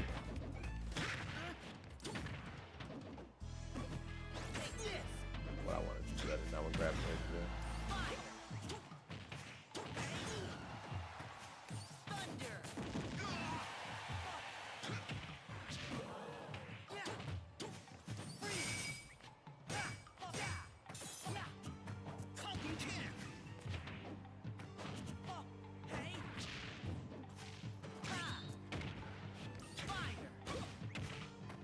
That should have carried over. That should have carried over the sweet spot. You should have run right into it. We got Electro need. No jump for you. Oh, he did have a jump. What? I thought I saw him start his jump. Yeah, I tried to go for them and then get a foul kick out. Like that. Thank you. I thought you were gonna. Oh, I guess if I had rage, would have died.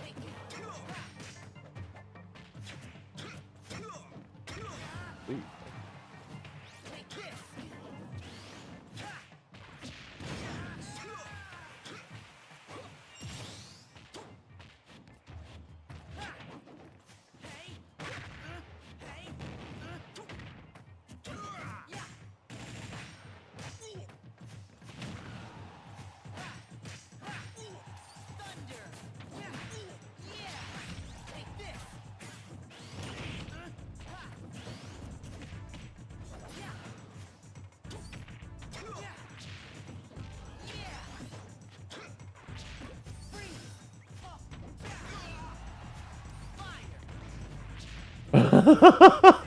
I thought he was gonna just waste the fire and go for the thunder, because that's what most Soras do there.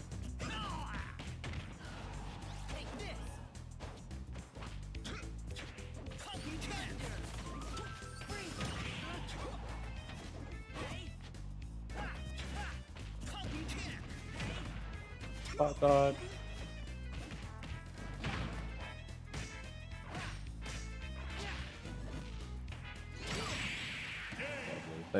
Thank you for that. Mwah, delicious. Oh, Sora is great. I don't care what anybody says. Sora is wonderful. That's what makes him so frustrating. Like, he's one of those characters who doesn't have to interact with most of the cast.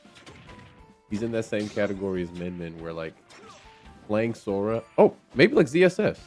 Playing Sora is just a different kind of experience. Now, is he technically difficult? Yeah, I guess in the same way that like Shulk is technically difficult, but Sora is way more stream. Spoken about. Sora is way more just like generally versatile. His recovery alone makes him a very interesting character.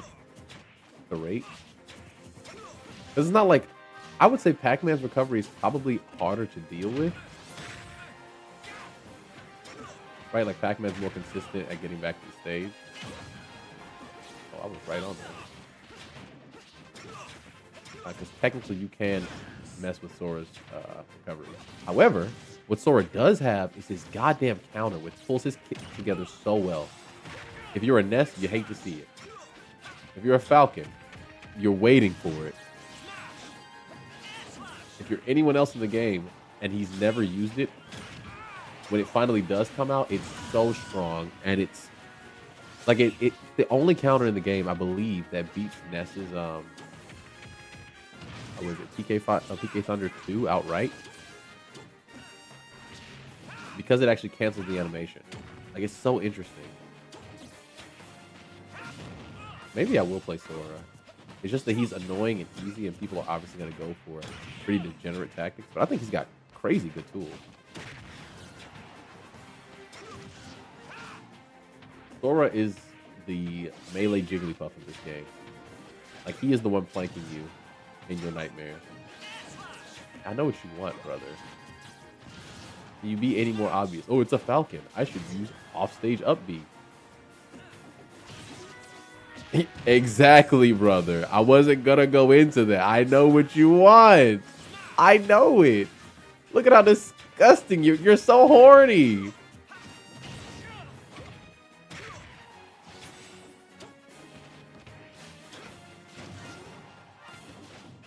Over here. Oh, the one that's you're just bad at actually. Quickly. I'm not dead. You didn't hit by the sweet spot. That's not what I asked for.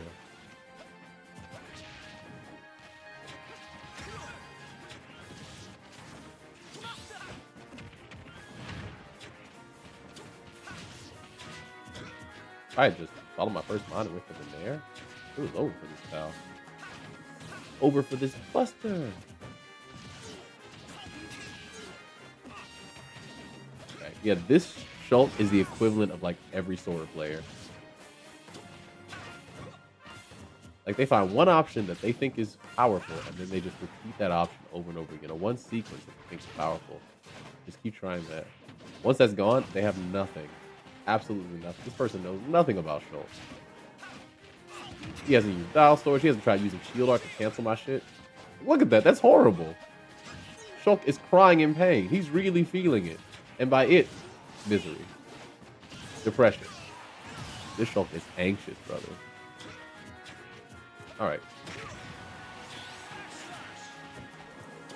Oh, okay. Oh, he busted, so it pushed me back. So. Got it.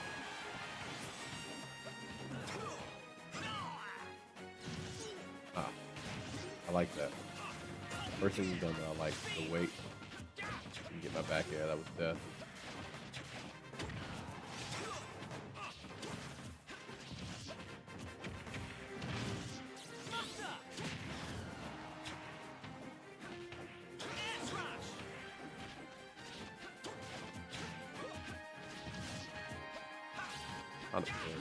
Not working. God damn it. Oh no. Don't lose to the trash. No, that's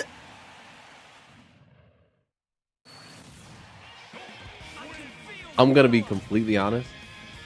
I did not know that move had a had like a horizontal hitbox. Wow, I learned something today.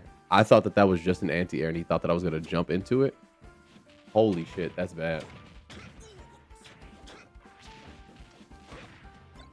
I'm actually very mad. There weren't that many misinputs, only 2. Both of them would have killed, unfortunately. Even if I got the trade. God, that sucks. I genuinely did not think that was gonna hit me from there. Ooh, okay. Well, bad games, bad games. I was just talking about like how good the players have been generally. They didn't ask for grab. Let me just SDI all the same.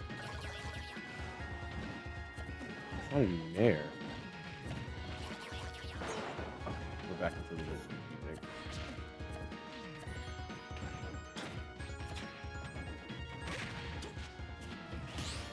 Here is the dash attack. You're telling me that shit missed. He aired. Stop it.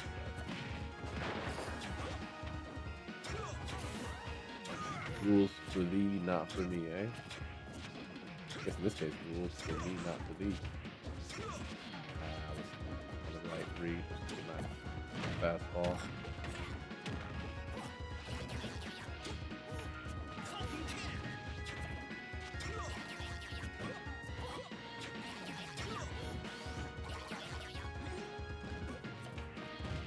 Luigi's like my favorite Mario character, right behind Waluigi.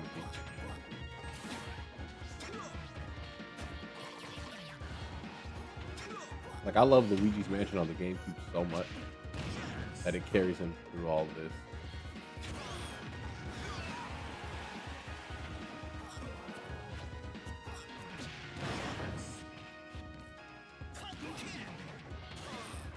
Yeah.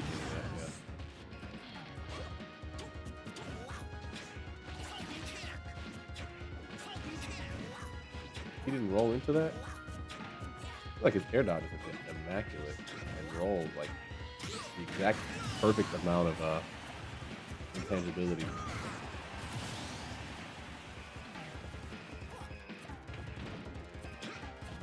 Oh hell no!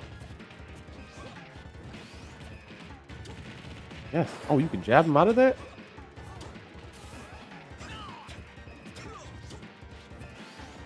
I did not went off the stage.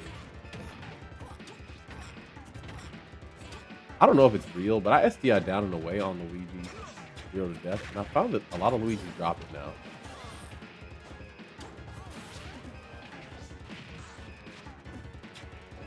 Yeah, like look at that. Okay, so I feel like he air dodged. I should have been air dodged. I was scratching my leg. But he air dodged into my jab. And like it wasn't directly to the ledge. How did that not pick him up? Oh, I wonder, you know what? Let me look at this. He may not have actually been intangible or been tangible for any of that. I know they said that if you grab the ledge from like diagonal up. Okay, he was tangible for 2 frames. But he was too low for me to get the jab. Got it. 1 frame earlier, I would have had that.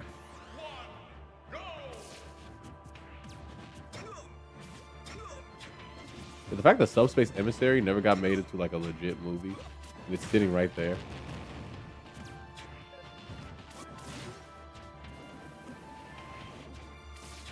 This is like the longest piece of literature ever written. A Subspace Emissary, like fan, I don't know, fan story, fanfic. There we go.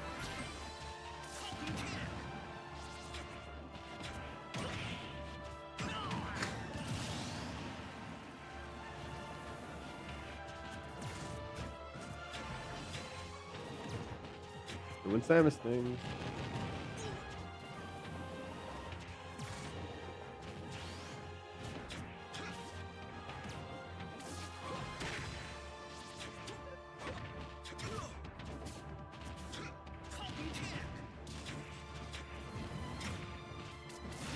Yeah, no, get that grab. You deserved it. You earned it, Queen.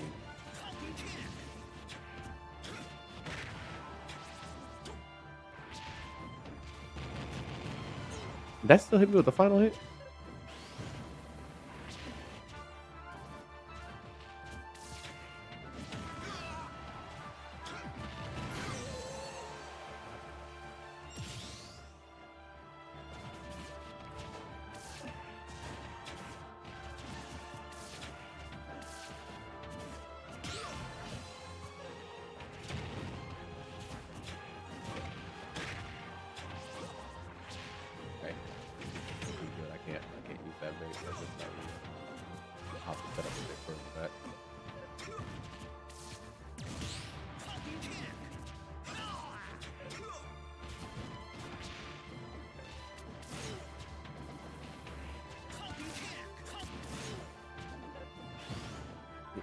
But does multiple.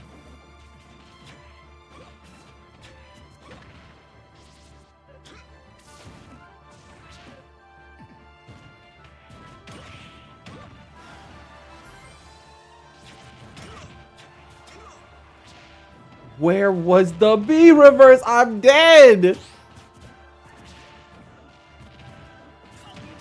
Okay.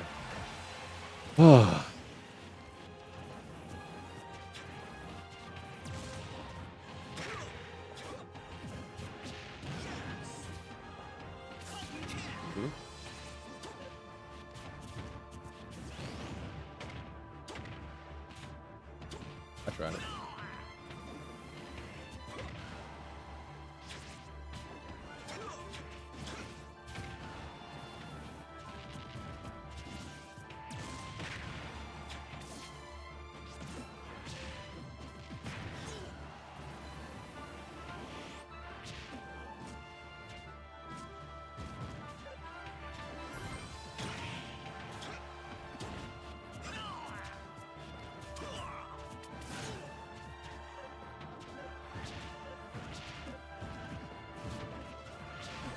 Yeah, just keep doing that. I'll literally just let you hit me with it.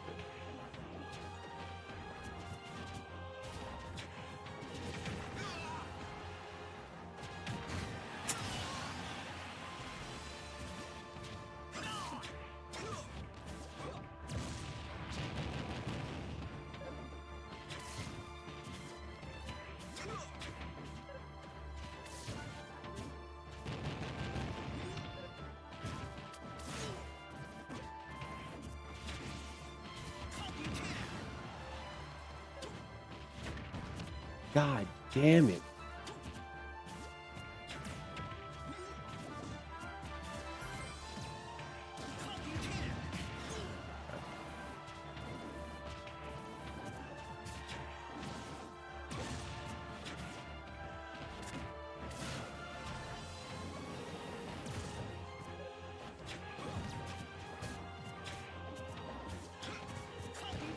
Yeah, that's it. I literally died. Oh, no, no, but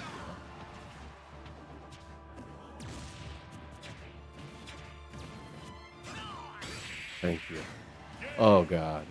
Oh, please get me off this fucking stage of the platform. Playing tag with Samus.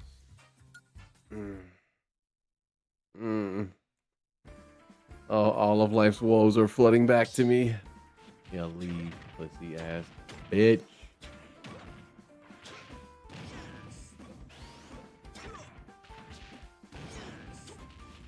I like the platforms.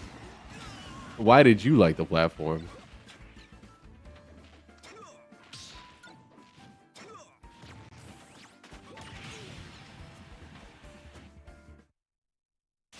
Gunner wouldn't have been hit by. Yeah, I would have died if that was Gunner. 100%. Samus was doing cool movement around the plats. You mean the running away? Was there movement there? Was it cool?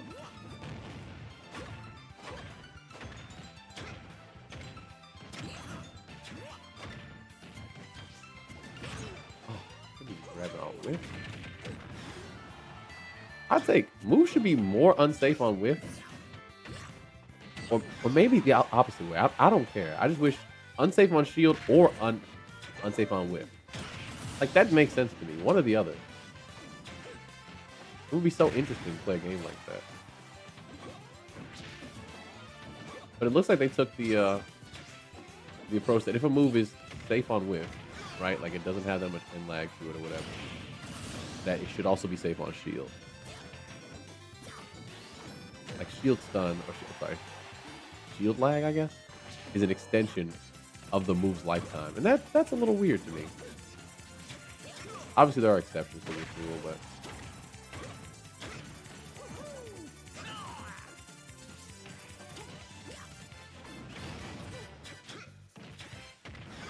yeah, I got hit by that. You're right. My bad. Yeah, that one I didn't get.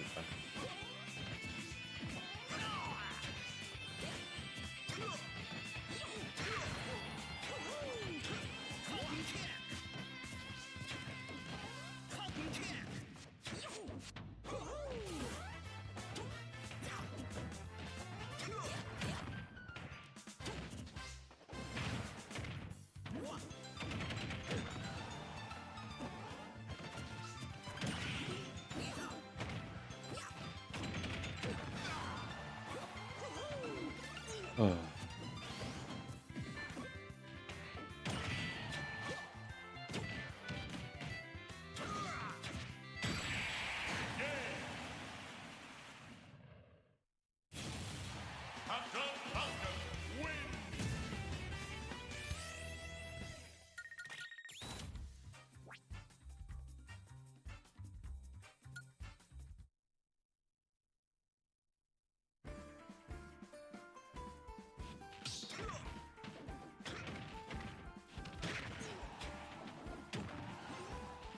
See, but the interesting thing is, the text chat. Oh, I'm sorry, the voice chat doesn't leave a trace. Text chat, on the other hand, that does.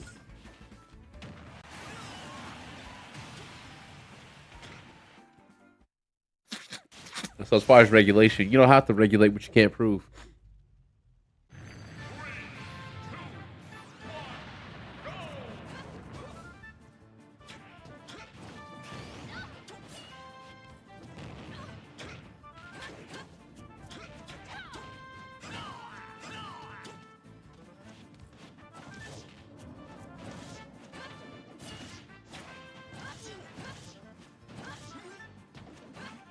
This Lucina is so sick, brother. Look at them. Look at them go. Look at how fast they can push the A button.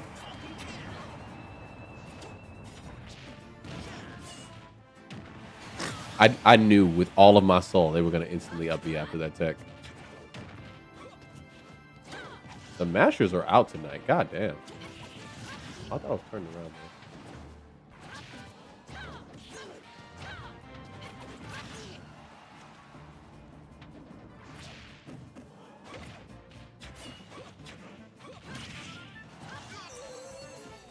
How did that miss? Like, I feel like I was inside of you. Kind of like the reveal trailer, no? Okay, what?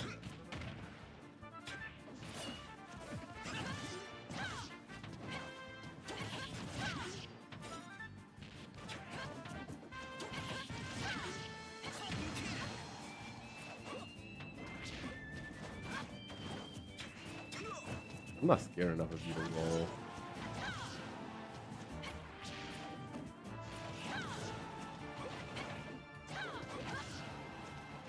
I feel like my air drift should be able to take me down. I'm not crazy. I was full drifting. Yep, like that.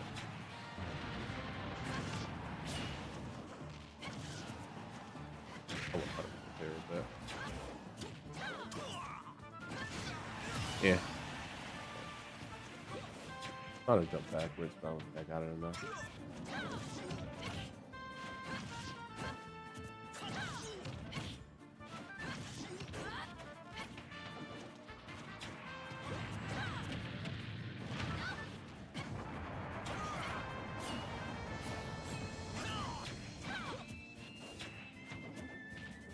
Maybe I haven't fought a Lucina in forever, but like I'm having a lot of trouble with your aerial drift.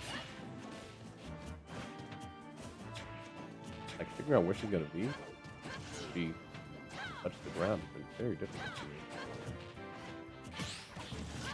Ah, makes sense.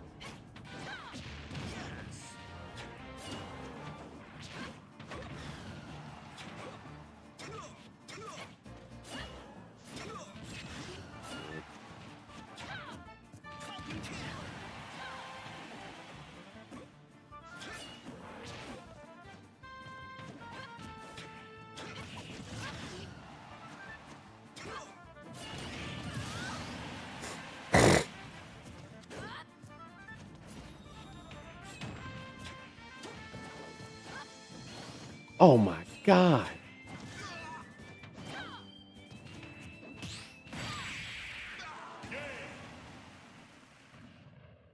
Is that a true punish? Is parry up smash out of shield actually a punish there?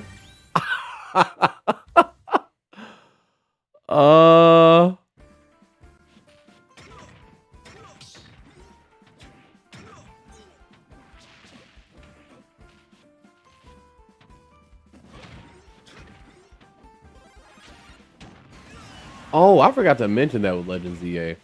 The goddamn DLC being announced before the game was even out is crazy. It's like it was a bad taste in my mouth all around. And obviously, Mega Raichu. Yeah, that was massive fumble. Like Raichu will never be a mascot. They literally killed Raichu's odds of taking over for Pikachu.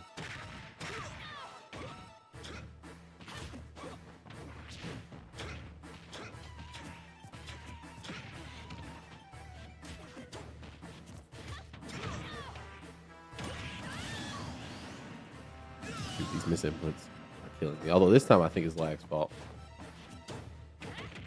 We're getting some small spikes here.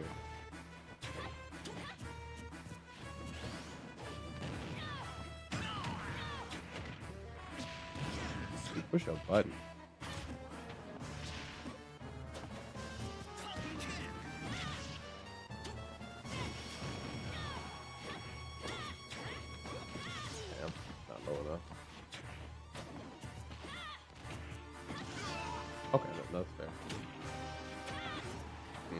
That's it.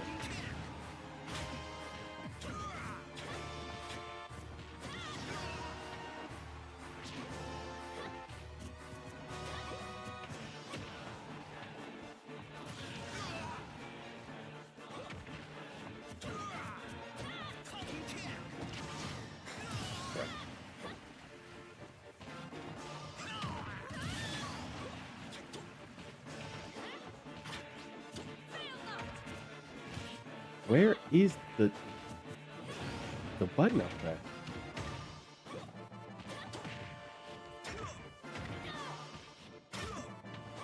I used to be so good at catching those.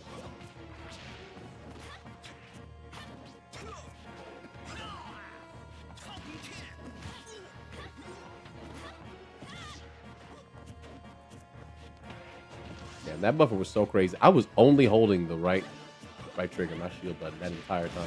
I swear, that roll came out of nowhere. I was just trying to shield. Falcon didn't want it.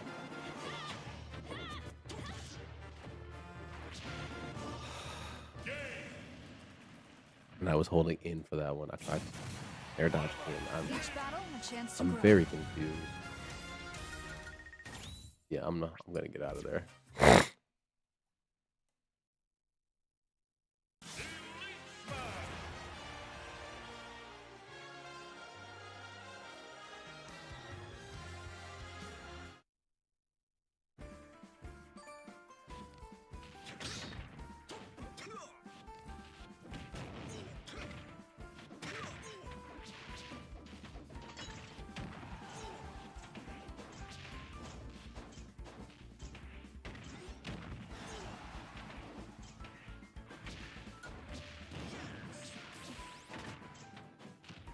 Offstage Metal Falcon. Literal balls of steel. All right, cool. Finally, a good matchup for my opponent. It means I can go all out.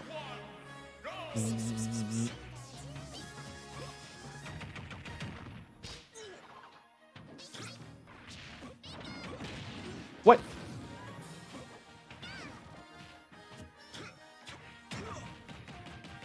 Okay, that's fair. That's fair. I thought I had to steal to land that there.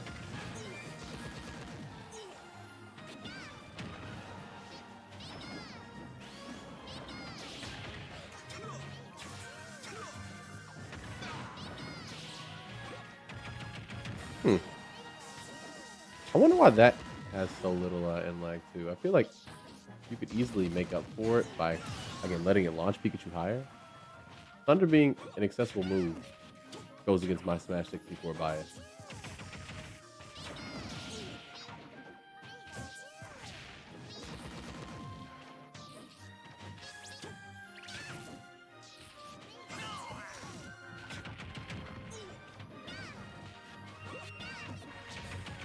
Oh, why did I do that? Yeah, I waited. Oh, God.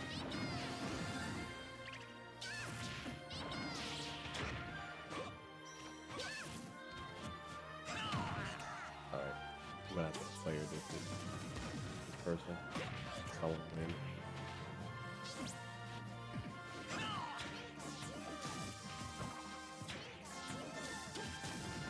Come on.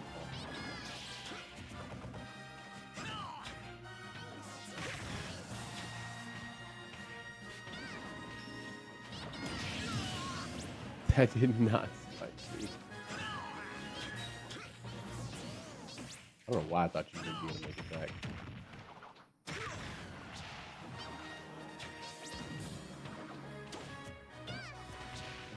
Oh! Oh, that's save on shield. Didn't know that.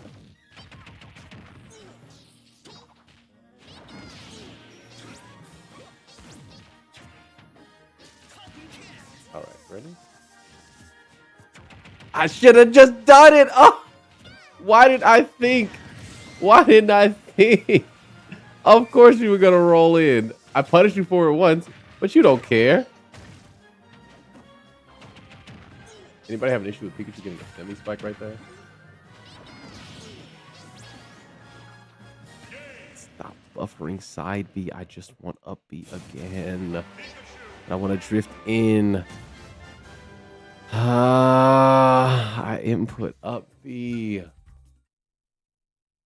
Like if it's gonna be any puffer, please. The move that I put in.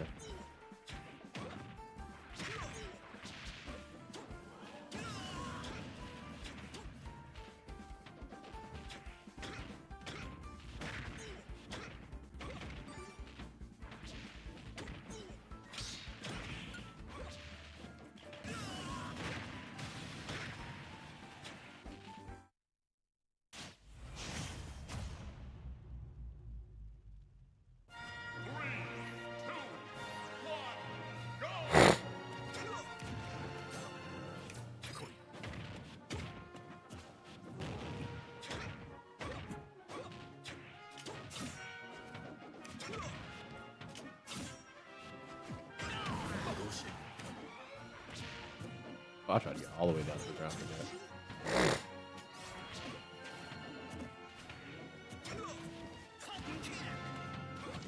Oh, of course Sephiroth was going out there to get me.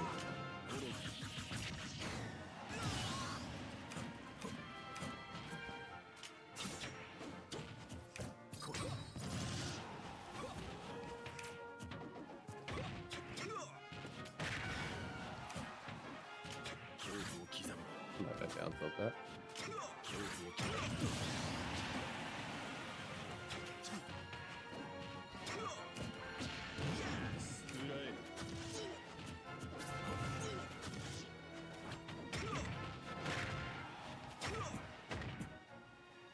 I should have just done the up B.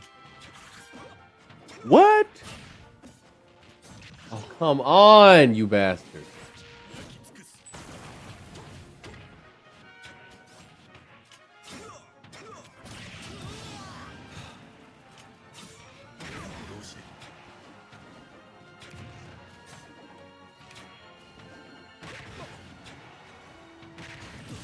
Hurry up. Fucking garbage. Literally a waste of my time.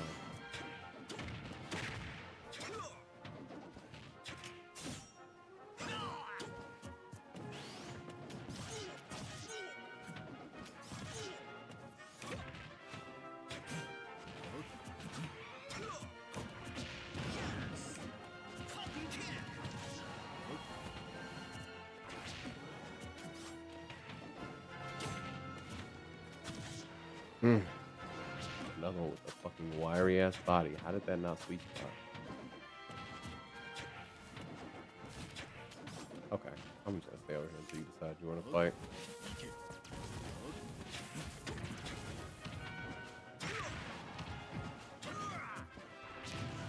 No, not the reverse. I just wanted to do it in place.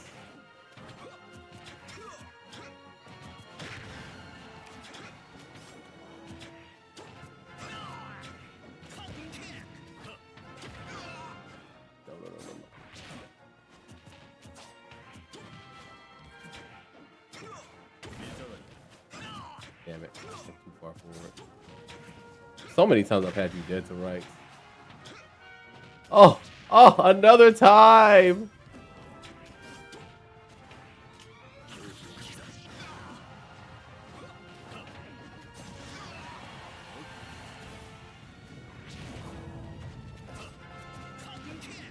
What? I literally waited because I wanted the intangibility to wear off, and then I let him get away. I underestimated how far his roll would be. Dude.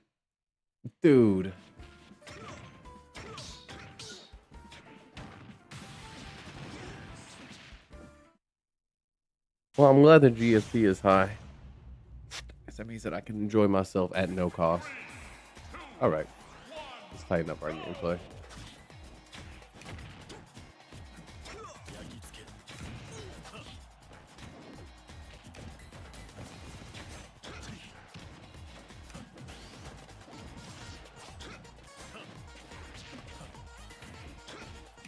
Oh, yeah, the lag.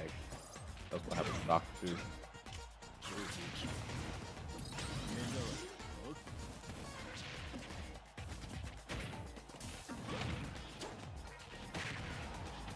should not have taken a rematch.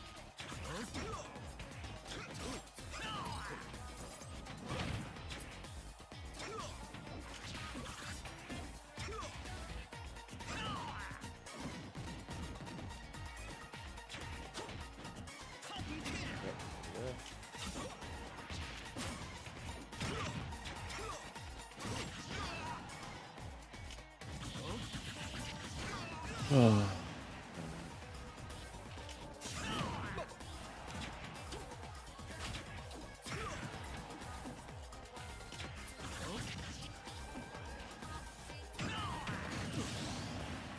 this and get out of here. Yep.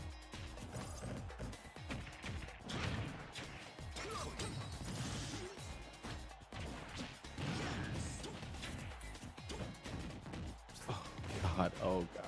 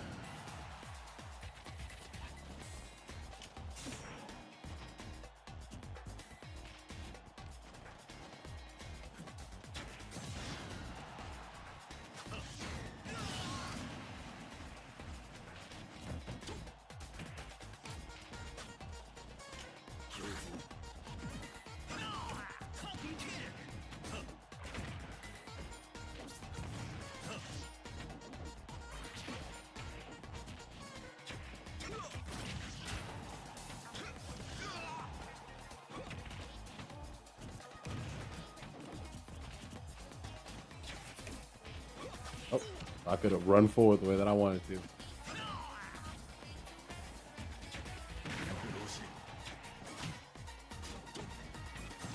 If I could have run forward the way that I wanted to.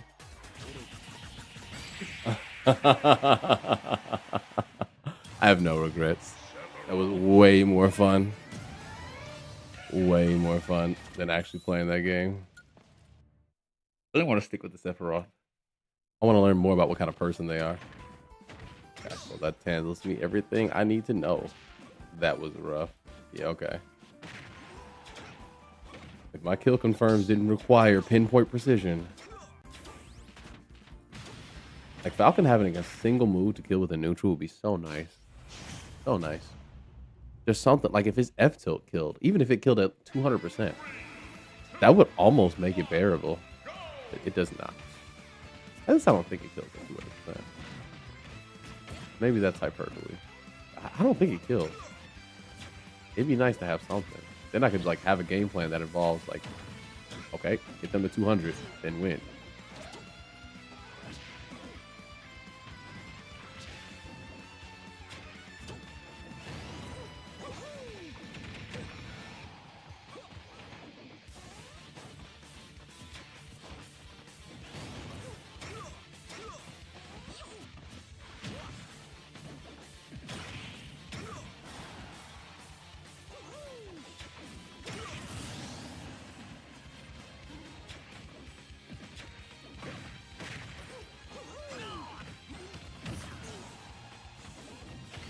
Ah, I be forgetting this. Stanky leg do be stinking.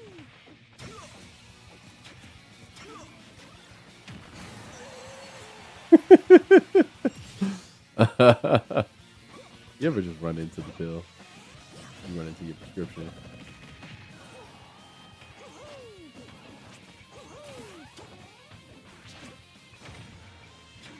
Okay, it is lag.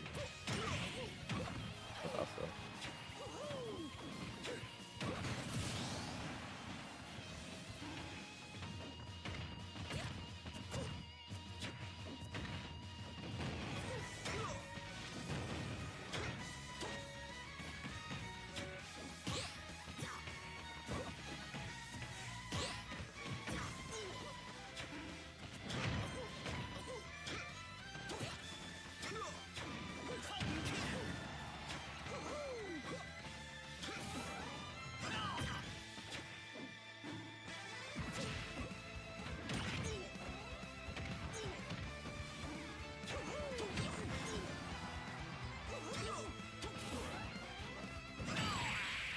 That's honestly exactly what I was hoping would happen.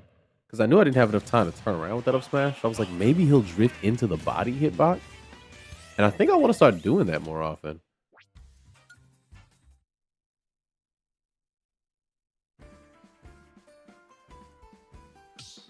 The video. Wait. Is that the chess player? Wait, who's Bob Burnquist? No. I'm thinking of somebody else.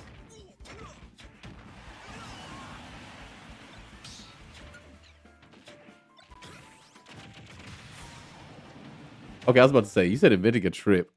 Oh, Bob Burnquist. He's literally in Tony Hawk Pro Skater. That was my main. It's like, why does that name sound familiar? All I do is watch chess content these days. So that's funny. But wow, but wow, but wow, but wow, but wow, but wow, but wow, but wow, but wow, but wow.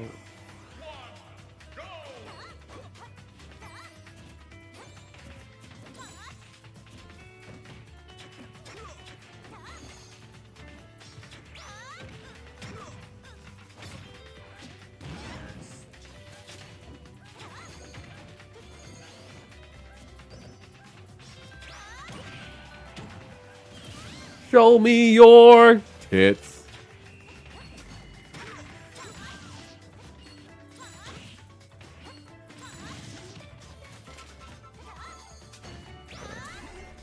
There's no way it deals that much shield damage. Are you serious?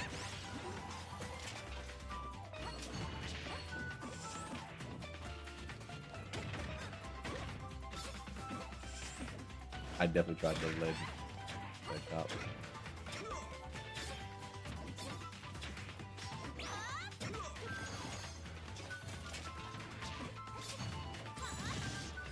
I'll take that. Eh. Unless keep on taking that. What? You jumped there. That means you die.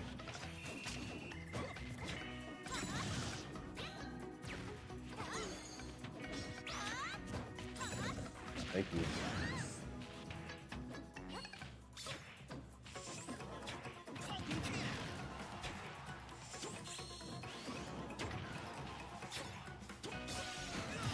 I couldn't decide front or back.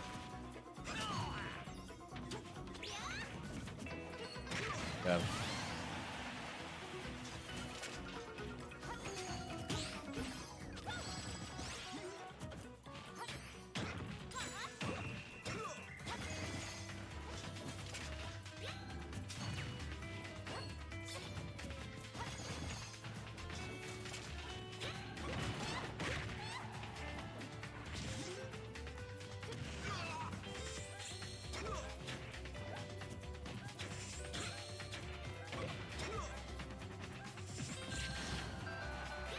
We got some spaghetti going there. No way they hit me on that side.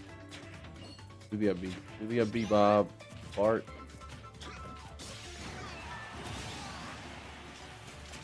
I got you out of there.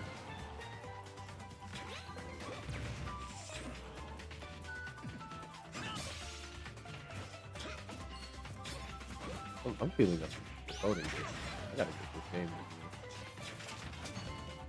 It is not over yet.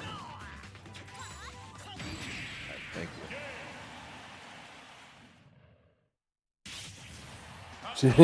you. Dude, I'd be okay with that. I'd be okay with that. I'm actually okay. Hear me out. As a Falcon, I feel like you would agree with me. How cool would it be if they switched the input for knee and nair? Excuse me. I legitimately think it makes way more sense because a lot of times you need to do nair while moving. Like having a full drift, advancing aerial that actually has some range to it would be so cool. Legitimately, I think that would help a lot.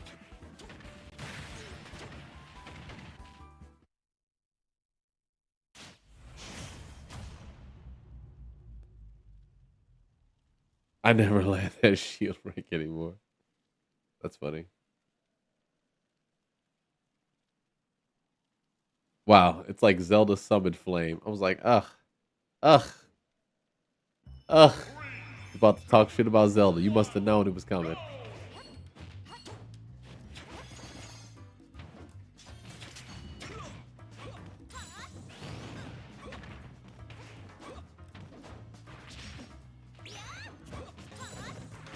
Yeah, you gotta just do it. Ah, tried to get through out there. There we go.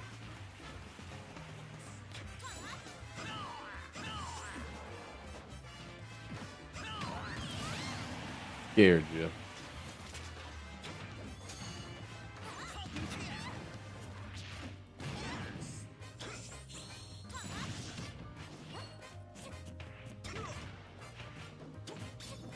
I do like this iteration of Zelda.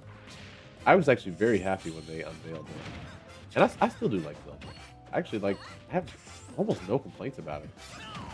Surprisingly balanced. Still fun to play. Low-key fun to play against. It just, she's got kind of a learning curve to her. She does have some strong tools. But I think Zelda's an example of, like, what characters should be like in this game. They have, like, one or two strong things about them. Some obvious weaknesses. And ultimately, not too difficult to play. But still has some depth to her. Like, Zelda's good.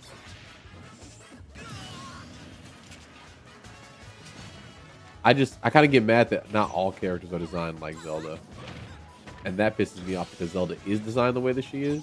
Both with like her strong tools being what they are. And her weaker tools lacking what they do. It's like you have the recipe. It's right there. Just make a bunch of wolves and Zeldas and we'll play the game.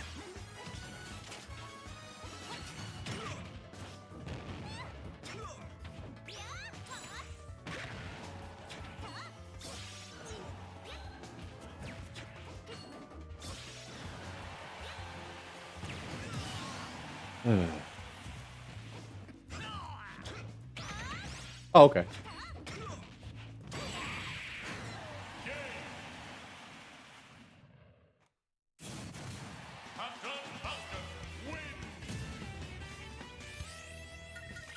Yeah, I never understood that. Like the kind of shit that you can say online is crazy. You can talk mad shit.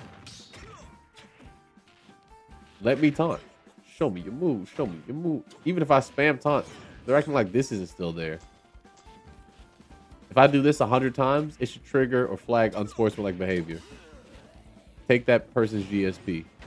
You get flagged for rage quitting or unsportsmanlike behavior, you would immediately get knocked out of Elite Smash. That is Romeo Smash. That's what I would do. Oh, no. You're not cut out for 30 minutes or an hour. You got to start the climb back over again, bitch. Enjoy hell. All the bottom tiers are full of the worst. And then Elite Smash is for the bourgeoisie. Yeah, we need to see some, like, Smash capitalism.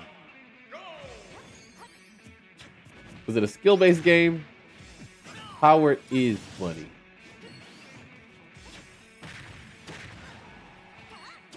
Oh wow, somebody got more lucky than me. We did 3 matches on FD.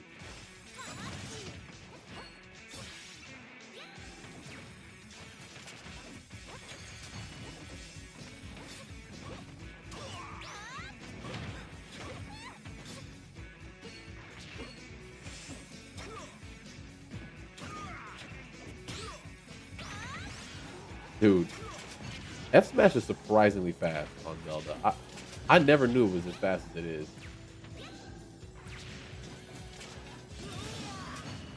I don't like this Zelda. This Zelda player kind of gives me fat rolls.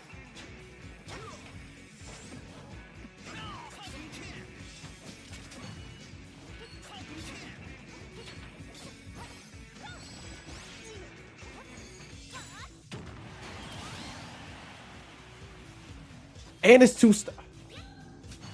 Yeah, I knew it. Yep, I knew it. play like you're here for a bad time, not a long time.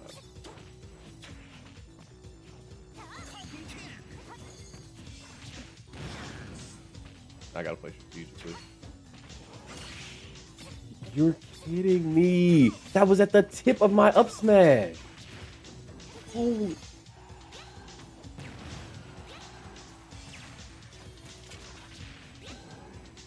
And then throw the lag on top just to make sure.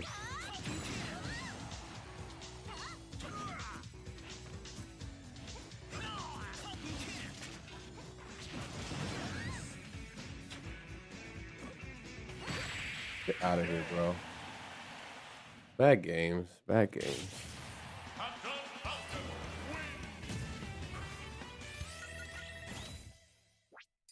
God. Ugh. I always go back and forth on what superpower I want. I would love to be like Elite Smash Freddy Krueger, where if I kill you in the game, you die in real life. Just decide to haunt a motherfucker's dreams. The second 2 stock turns on, the lag starts on the last stock, and you play like that Zelda. Yeah. If I win, that's your ass, buddy. That's your ass. That's your brain. That's your coffin. That's your grave. I'll start writing some Freddy ass one-liners. I can do it. Or I can just recycle Welcome to Prime Time, bitch, because that is a classic.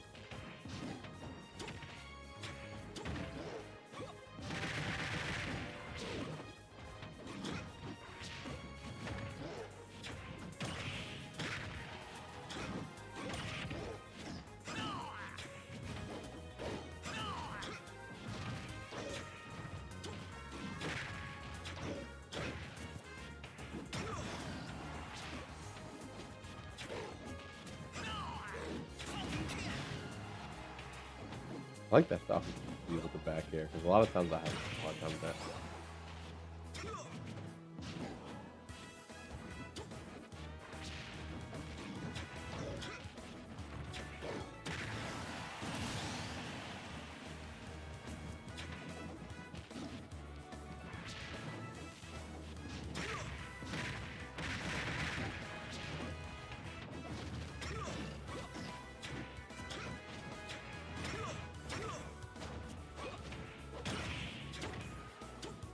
No jump?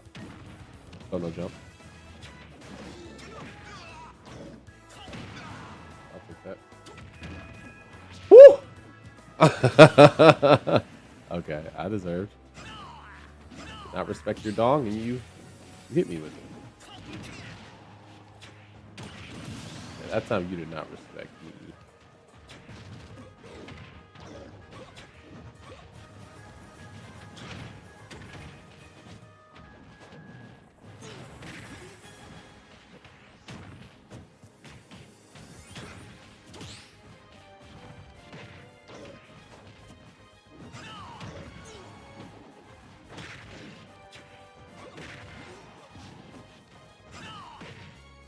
Do the same thing.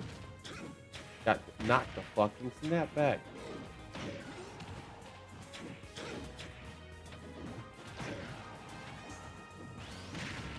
That's fair. Okay. Believe it or not, this DK is not too bad. Like, I did not fast all day. I'm not in a rush.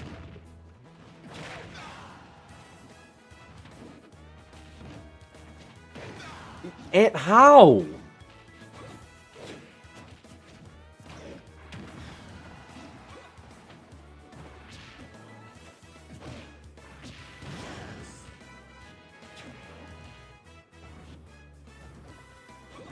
Dude, stop snap. Stop the snap back. Stop the snap. Oh, I didn't get the...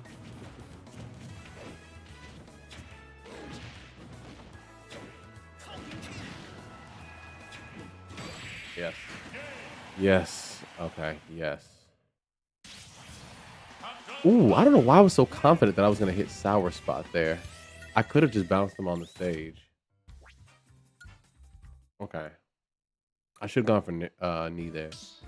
Yeah, I love Sour Dare. I've been trying to include it more in my game plan.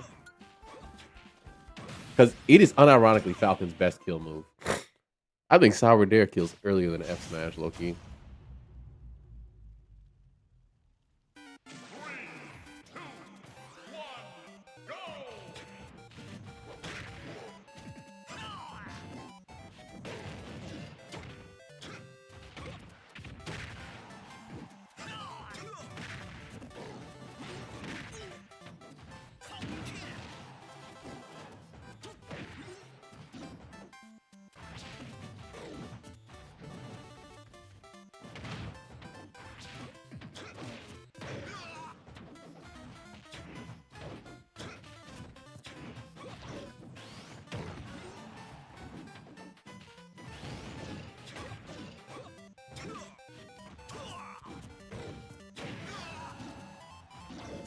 I'm actually surprised he still went for that because I was good to grab him there.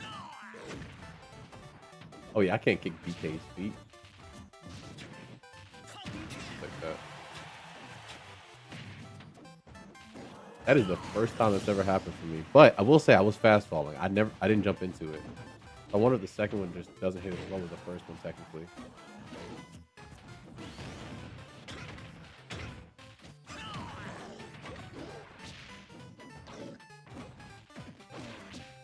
See, if your platforms weren't there, that wouldn't have happened.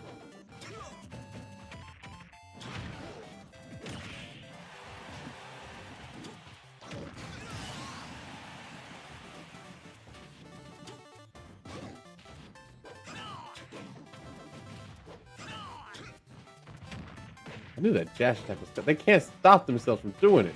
Oh! Every attempt to punish a dash attack has ended poorly, but not for reasons that mean that I can't punish dash attack.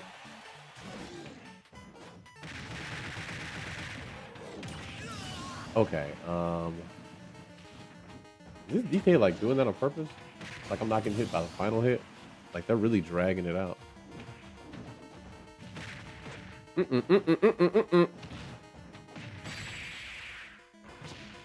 Yes.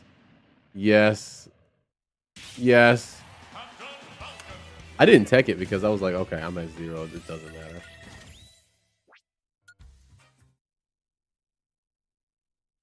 Get baited.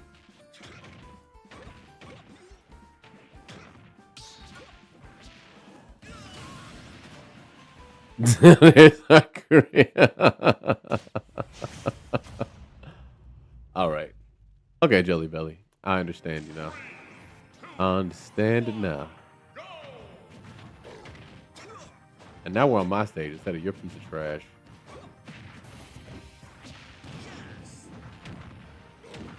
How did you get down to the ground so fast?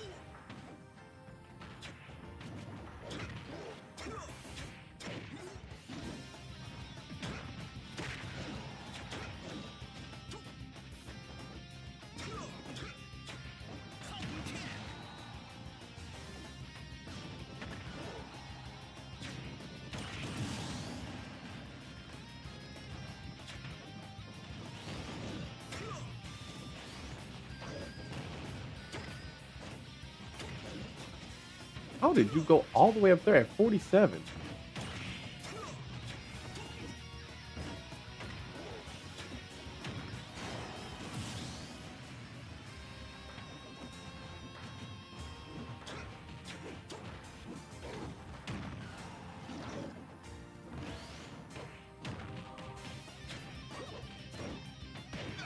Ah, yes, up tilt.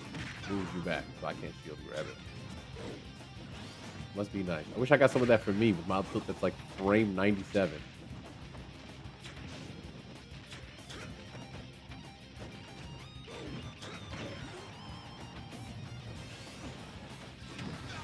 Nah, I don't think that hit me. I also didn't try to back jump there, by the way. Snap back jump. Come on. Damn, I didn't space the dash attack correctly. Oh my god.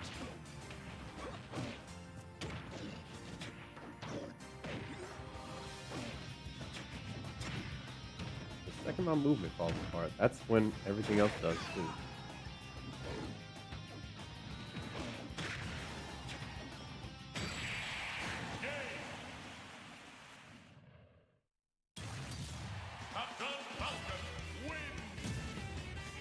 Thank you, Nova.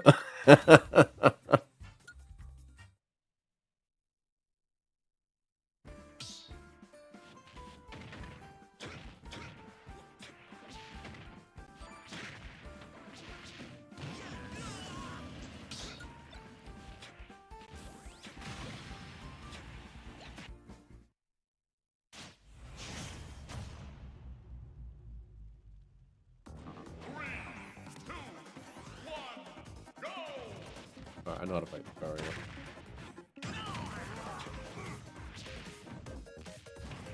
Watch out for down air. That was supposed to be down air.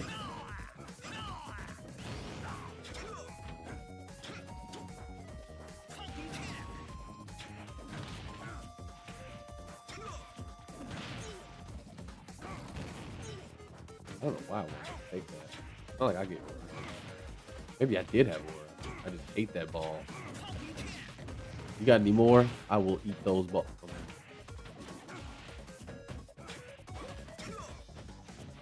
Very surprised I missed that knee. Where's my fastball? Like, what is happening? It almost felt like I was not playing the game.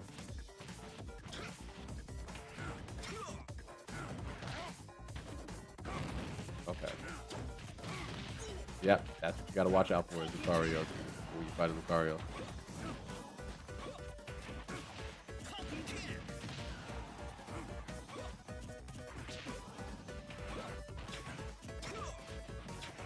Okay. Please, I want to get off these goddamn platforms.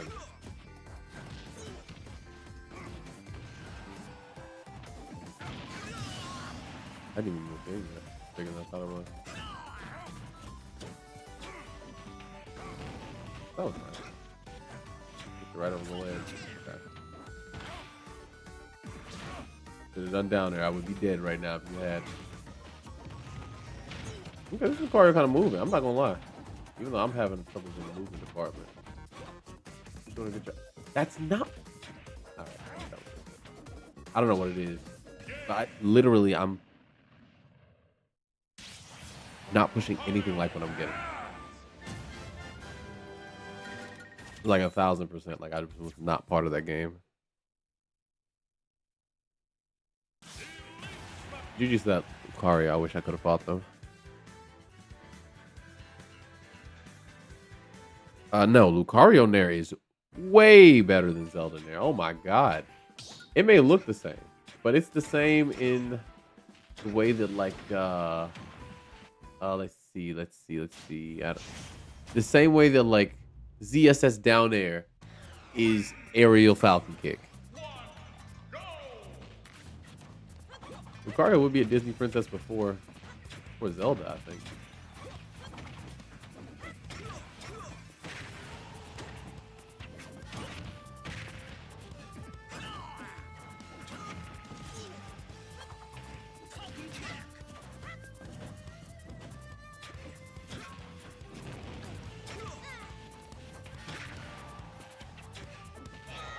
Oh, like what? I ran over there. What is happening? Okay. Literally just gave away a pretty solid kill. Like when Yink does not have a double jump, it's pretty easy to dare off stage. That was a very good way to put his double jump.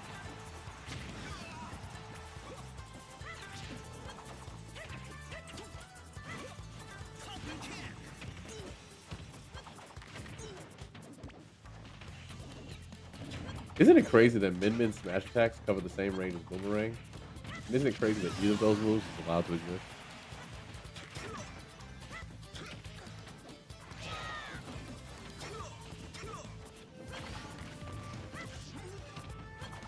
Yeah, that's a combo. Just do it. Why don't? I wouldn't.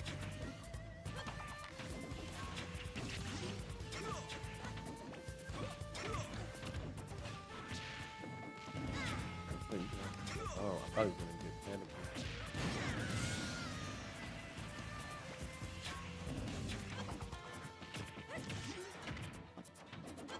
That's why I want Ganondorf to get his own moveset because I feel like he stole some things that should be part of Falcon's identity, or at least should have become part of his identity later in the game.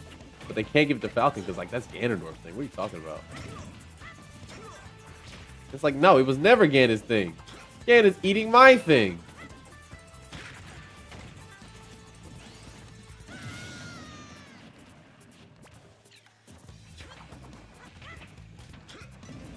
All right, let me actually look at that.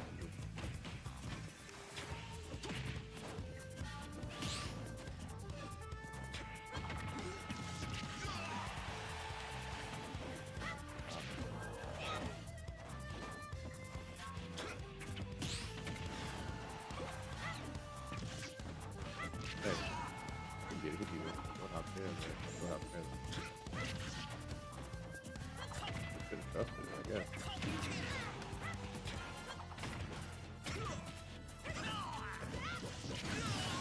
The other thing is, like, to make boomerang, I don't know. I've always disagreed with, like, projectiles at an angle because there's no indication of where he's gonna throw it during his startup animation. Like, you know a boomerang is coming. Even if you wanted to, like, play around it, you have to just guess. Isn't it crazy to have, like, unpunishable mix? I don't know. I don't know if that counts as mix. Maybe it doesn't, but not even that committal.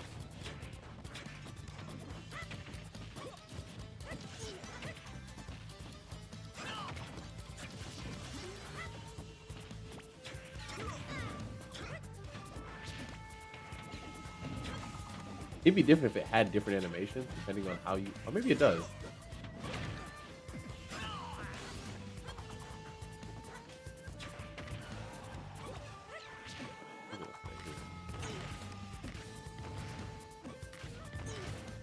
Okay, my ledge roll was really low there.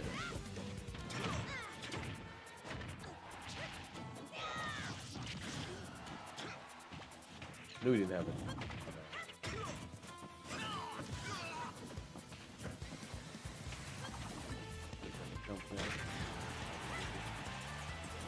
No. Oh yeah, yeah. You get a kill from out. Yeah, that's right.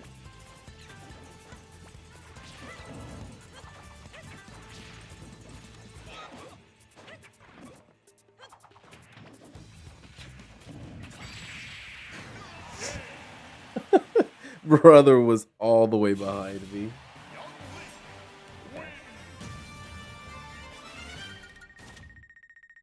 Yeah, whatever.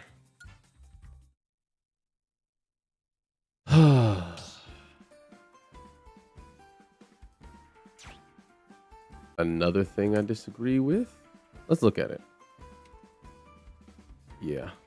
So, okay, characters with disjoints. You already have a disjoint. Why do you also get a hitbox like in your body? You know what I'm saying? Like you have a sword. So, just hit with a sword. Like it seems weird to give them body or arm hitboxes on what's otherwise, again, a disjointed option. Doing both, a little weird. Okay, it's my rule set. Perfect. Because this bitch is a 2-stock one. So we'll just one and done.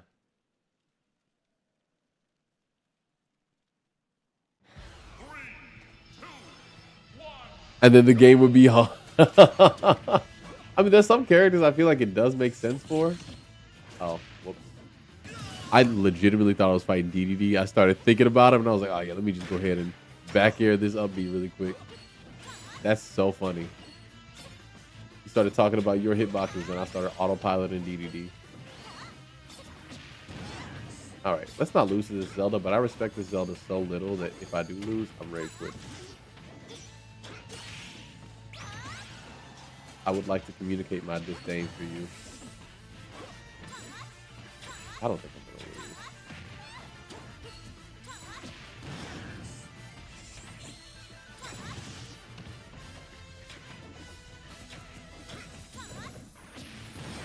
And this is the Nintendo sanctioned way to communicate disdain.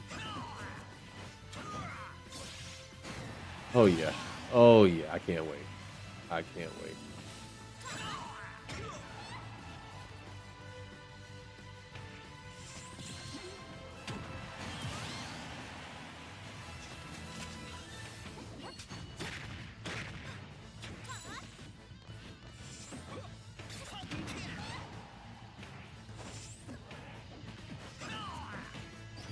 If the fucking lag wasn't there, I could have timed that shit.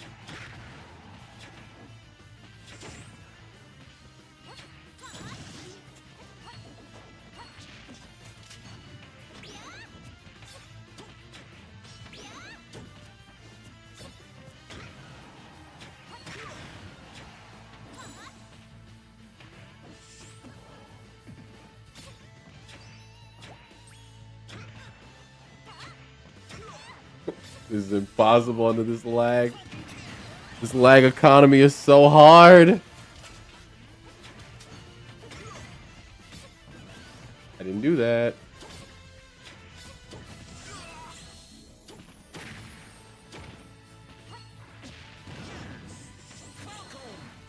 There we go. There we go. Oh, God. There we go. Deserved! Go to hell. Again, this is the one I want to kill in real life.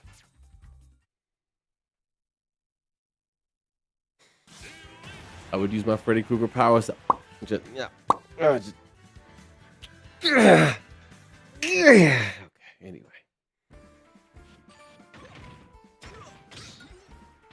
Why are they allowed to play this game? Just play offline, do like I did, fight level 9 computers for 10 times in a row, and then master every character in the game. Learn the CPU matchup. It's morally incorrect to kill people. Then why does United Healthcare get to do it?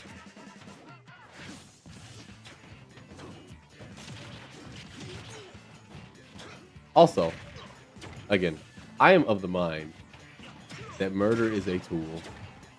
Is it a tool that I feel like using for no reason? Absolutely not. But god damn it. The French Revolution don't happen without the guillotine, folks.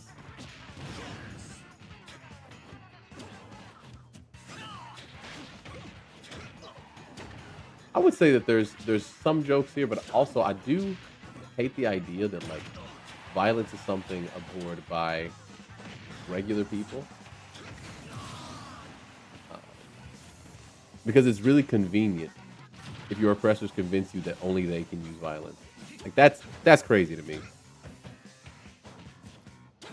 I'm gonna boil it down a little bit. Something that I've always been passionate about is the idea of like discipline in child rearing, right? I was physically disciplined as a child. Does that mean that I think that everyone should do it because I turned out okay? No, my argument is actually a lot more personal. Well, I guess a lot less personal. As an African American man in this country, right? I was always like under extra scrutiny from my family members about my behavior because of the risk of like police violence. And it's so funny because I've also seen like videos, news stories about like, this black woman disciplined her child in public when he was stealing from the store. And it's so interesting that like, you know, a cop can shoot a 13-year-old for a bag of Skittles. But like your mom can't do much less than that to try to stop that situation from happening. So I guess my relationship with violence has been a little bit more contextualized than many. If you never had that experience, never had that upbringing, it wasn't required for you, like great, 100%. Okay? It's not to say that like you have to also do it. But low key, when there are stakes on the line, you gotta make a point. I do not mind the idea of making that point in a way that helps people. I've never felt unloved because I was hit. I also grew up in a household where words were used first. And even during, like with physical discipline, right? Reiterating what the discipline is for, what it hopes to accomplish, and the rules for avoiding it. Like any punishment. So when you start to get into that territory where anything that you don't personally do is categorized as abuse, I feel like we start to open up a lot of the floodgates. Like I remember somebody saying that not being able to go hang out with your friends is abuse in context of like them not being able to go to homecoming or prom for making bad grades. And there is an argument for that being abuse, 100%. But I think it's highly contextual, right? Like, are there abusers who physically discipline their children? 100%. Are there abusers who don't let their children go out and hang out with their friends? 100%. Are all people that do either of those things abusers? No. So now back to the meat of the matter. When we're talking about um, violence in like a state sense. If the state has violence, there should always be like has access to it. That's a privilege we give them, right? So at some point, there should be a time where we either take that privilege away or utilize it ourselves. 1000%. The idea, and again, if I ever get on the campaign trail, it's probably going to be the motivation. I have talked about losing someone to COVID and how I'm still not right about it. But the idea that somebody can make decisions to essentially kill my friend, by one of my mentors, somebody I was looking forward to reuniting with as an adult, because of whatever like political point, I don't know, but like quite literally just murder people that are important to you for no gain. Somebody who can make those decisions should also be under the knife. In the same way that somebody who decides like what a good life is, right? How much money you should be making before you have to just like bite the bullet and bear it, right? They should be living under those same conditions. Politicians should always make whatever the median income, household income is. Or not household, individual, right? No stocks, no anything. You just get whatever the median's doing. That's how you're doing. That's how we do it. And when you have that kind of fairness going on, I feel like we won't see these brazen attempts to, I don't know. Oppression is not quite what I'm looking at. I don't really care about like the concept of oppression, like, oh, my government's oppressing me. I care that they're held to a different standard. I think that's the most American ideal you can have. That shit's not fair. All men are created equal. Why do some get to hurt me and it's justice? But if I hurt them, I'm a criminal.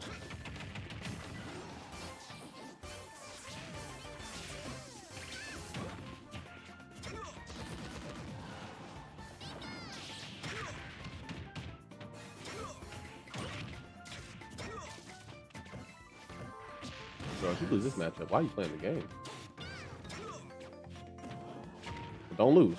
Make sure you get some Pikachu. Ooh, God, no, please.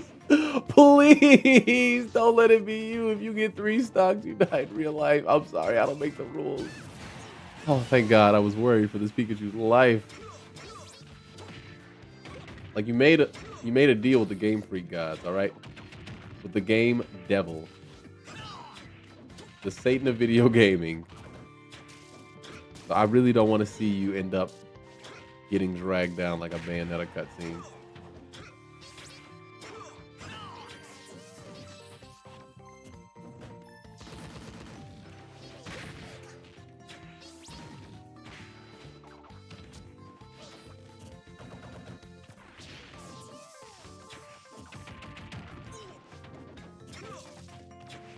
There was a movie I watched as a kid. It was like a horror movie that I was the type to have bad dreams, nightmares and shit. And it is a movie where like if you die in the game, you die in real life. I can't remember the context of it. I just know there's like this lady that didn't want to see herself in the mirror, and then she's like hunting you the entire game. And then like a bunch of friends play it, but then they stop playing it, but then you have to play. Anyway, Nightmare on Elm Street, the video game, but with a lady instead. I think that had a very big impression on me. All politicians be paid minimum wage. Have you possible receipt? Yes, 1000%. Because then I remember hearing somebody make an argument like, "Oh, public service is such a hard job.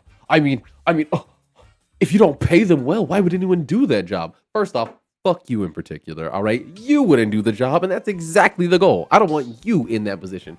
Secondly, you know what job is hard? Public service, and people do for minimum wage? That place you go for your lunch break every goddamn day that you say does not deserve to be able to buy a house. Some kid flipping burgers. You want to talk about hard public service? It's hard publicly serving your ass. And I don't get $1 billion a year and get to give myself a $270,000 security detail because I'm running the country like shit. And of course people are going to want to do something to me. This is America, the land of guns. You want to piss off the people? Not to piss off the people. Piss off the guns. There's more of those than there are us. All right? Stop pissing off the guns and you won't need security.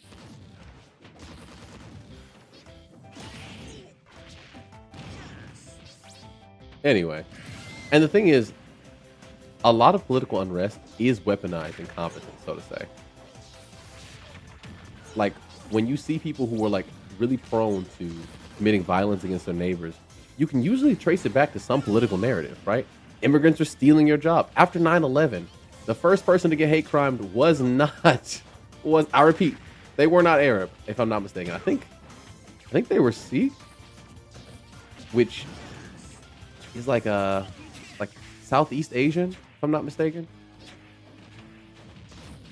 Because the narrative outweighs the actual, I don't know, evidence, the truth.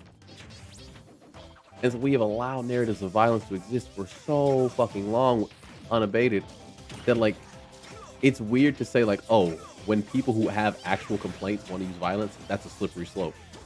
No, it's not a slippery slope. The slope has been slipping with the blood of the innocents for years. Years. Why is it only heathen blood that is impossible to make pay? And again, this is not actually an extremist rant. I don't have people in mind in particular that I'm like, let all of my people go and storm their households. But I do think that the rules of engagement should be written in a way where you have to be held accountable. Okay? If we're going to keep holding people accountable for things that they didn't do, at least hold people accountable for the ones that they did.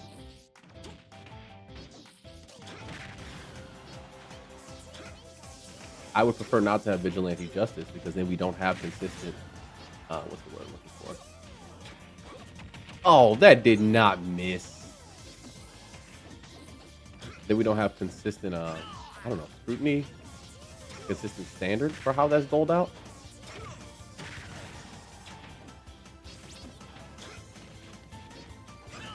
What I was thinking about today is how, you know, in some ways you can say Epstein's still running the country or whatever.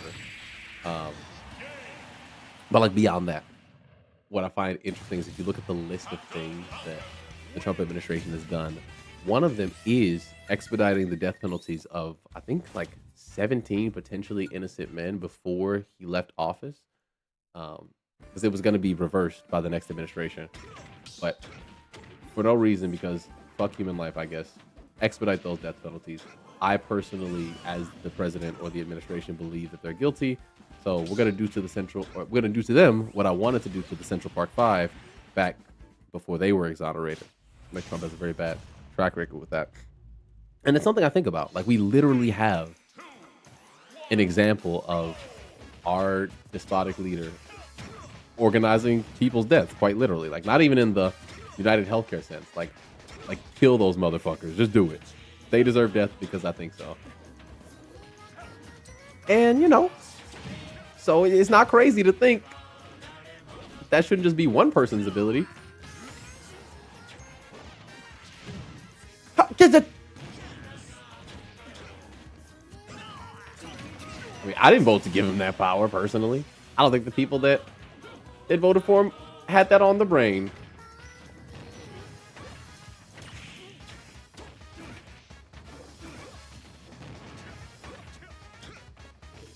That was a nair. That was a nair. That was a nair. Ah, that was a nair.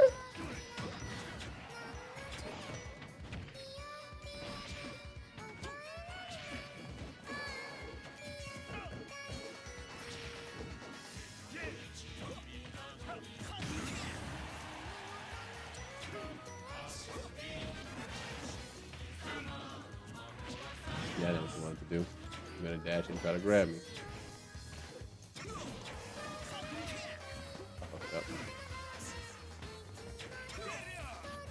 Yep, try it.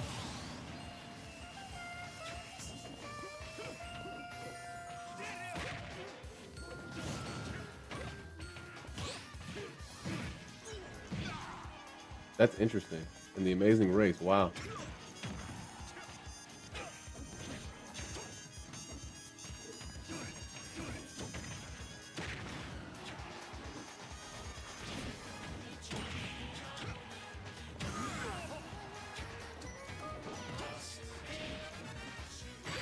Brother. Okay. Blue Bush flew the plane himself. Okay. Yeah, northwestern India. That's what I thought. I wasn't 100% sure. Because I'm more familiar with South India. But I thought that they were Indian.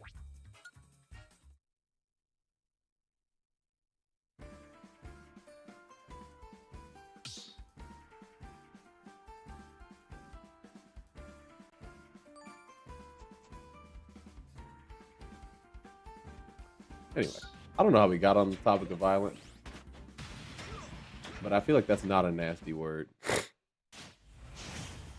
It's just not. And I'm tired of pretending that it's not because it's a reality. It's no different than people being like, "Ah, sex. It's such a dirty word. Can't say that on the air." Like it's a real thing that people are doing. Everybody knows that abstinence-only education is ineffective. Maybe if we start educating about violence, there would be less of the senseless kind. And then make sure to educate those bitches in power. You may have the drone, but if you kill too many of us, who's going to pay your taxes? And Americans are known for fighting to the last man. This ain't France, motherfucker. Ah! I'm fighting a Lucas.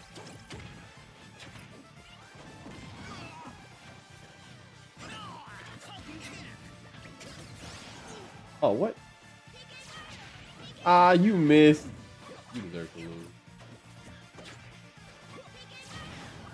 Oh, I deserve to lose. Whatever. I did.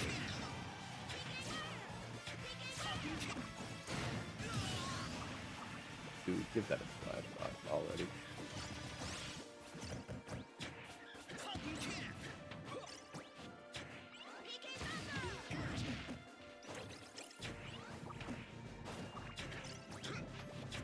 I didn't think he was going to be able to. I was there from there.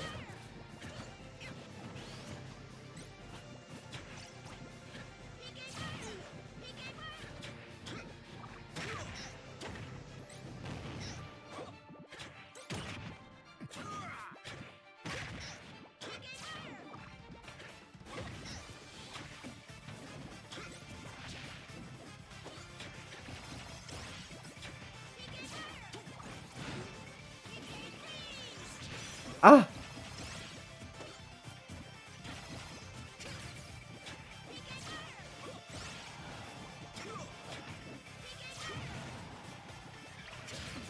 Oh, Benjamin said it wasn't moral to kill people in real life. I think morality is defined by context in almost every situation.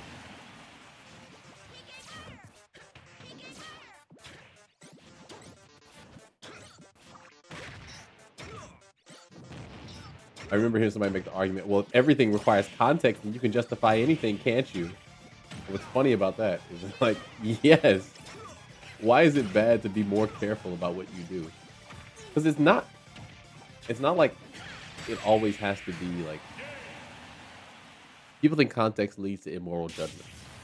I only see it as the opposite. Right? Like the more context, the more information you have, the more informed a decision you can make. So when you make a sweeping generalization for all of something is good or all of something is bad, you will make an amoral judgment. Like it's so funny. Everybody says, "Oh yeah, baby Hitler, would you kill him?" I know very few people who are like, I wouldn't kill Hitler. Killing babies is immoral. Doubly so. Anybody who doesn't say yes to that question, at least on a snap judgment, is usually like, well, he may grow up to have a lot of good ideas. You never know. I wouldn't be the man I am today without baby Hitler learning to take his first steps. But like, it's so much scarier when it's not a hypothetical.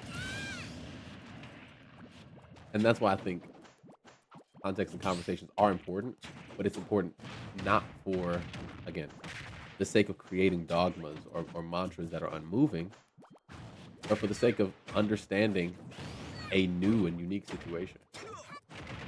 Like, I don't even have to take it back to Hitler. Okay, let's say, hypothetically speaking, you can go back in time and stop Jeffrey Epstein. He's the The most wanted man in America, even what, like, I don't know, 10 years after his death or some shit, almost. Because even if he's not here, we still want them files. I think most people would be like, if you say no, you're a bum. So why is it that that guy is on the table and not the ones who worked with them, you know? Yeah. Context matters.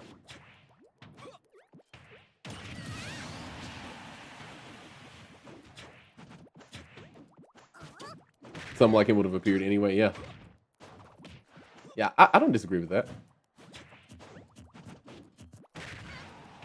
Obviously, more so commenting on the snap judgments that people are using. They're what is it? Is it not axioms? There's like a term for it. Is it the paradigm? It might be paradigms I'm looking for. Right? Because most of the time we have conversations, we're not having like thorough and informed conversations. We're basically talking about our basic beliefs. So if you say I have a basic belief against nonviolence, right? I would never kill a baby. The more context you add, the more you find out whether or not that belief is just a paradigm, or if it's like a thorough, deeply constructed value.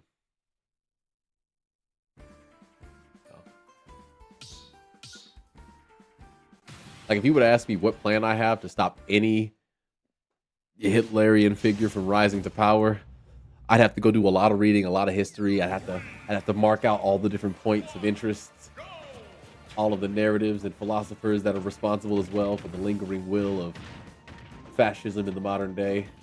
It'd be a lot of work to do. But you know, from a paradigm sense, if you don't kill baby Hitler, you are Hitler.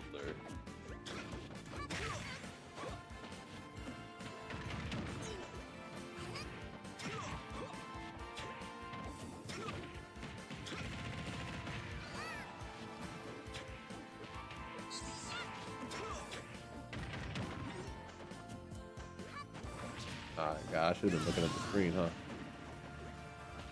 Sherry donut.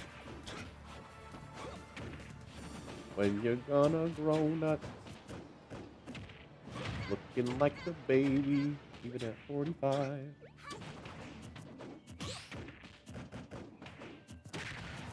Must be nice to have another shield out there.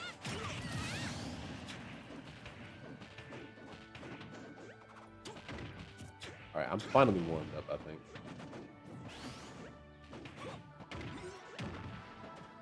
It'd be nice if I could warm up in less than 95 days, but I forget that Kirby instantly has hitboxes behind him too. I'm still proud of the fact that I tried to do the upbeat from behind, knowing that the bear was coming. That's a good instinct. I'm not gonna punish myself for that.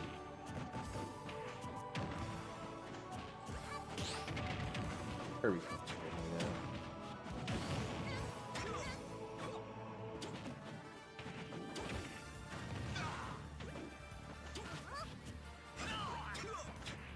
I guess I don't have an issue with Kirby. Him being brain dead only matches the character. Like, this is lower accurate Kirby. Meta Knights hate him.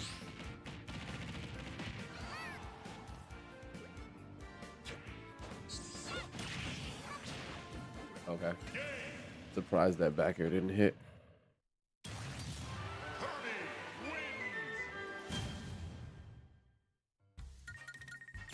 I guess to clarify, I would be willing to include in my statement is that I think there are sometimes instances where all actions are morally incorrect, and it's a matter. Oh, okay. No, that's interesting. Yeah, I do like that. I do think there are some times when there is no right answer, at least within your field of view. If we had access to like future information, right, to know the impact of our actions, then there would be a way to select a morally correct one. Because then your goals are aligned with what you know will happen. But because we are temporally locked, in many cases, there will be times when all actions are immoral.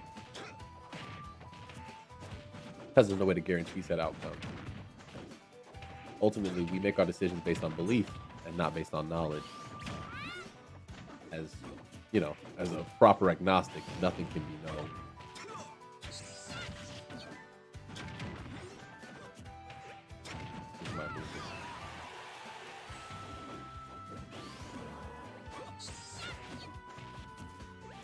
All right, you know what?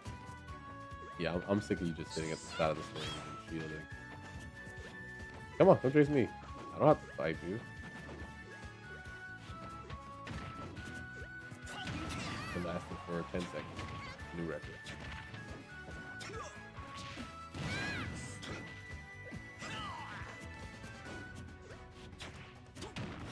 Oops, that's supposed to be back with me.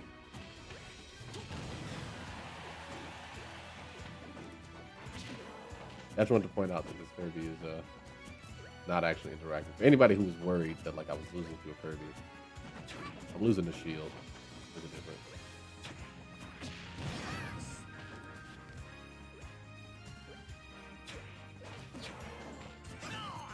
Yep, I get baited. So one time you try to approach because you think it's there, you got kicked in your shit.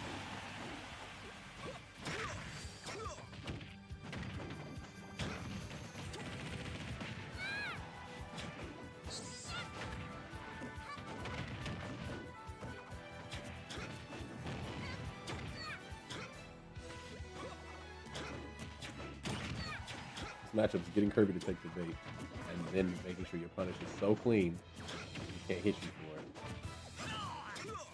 Hey, he didn't take the bait that time.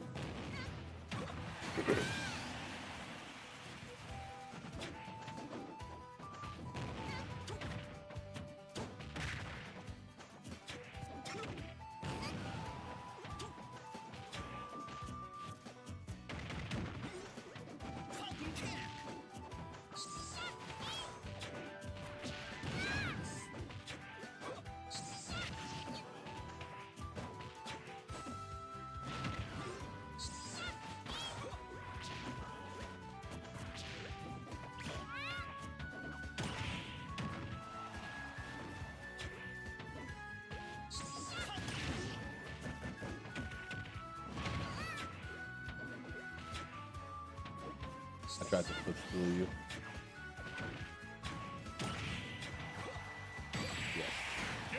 Yes. Yes. I'm so powerful. My power keeps rising. Anyway.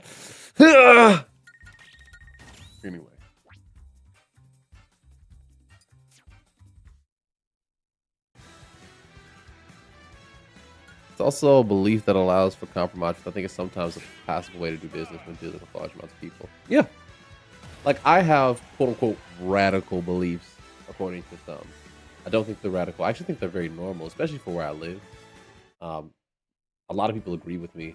They just don't agree with the words being used to communicate the idea. But when you get down to the values, like, they're all shared. You got to boil down the argument to, like, what you actually value. And truth, justice, and the American way is what connects all of my arguments. But ultimately, compromise is, again, if we're talking about temporally, you can't argue all year. Eventually, you have to make a decision. And compromise is a way to, I guess, prevent conflict, to allow people to be comfortable with the decision, even if they don't fully understand it or its impact. At least they're getting something that they do understand in the meantime.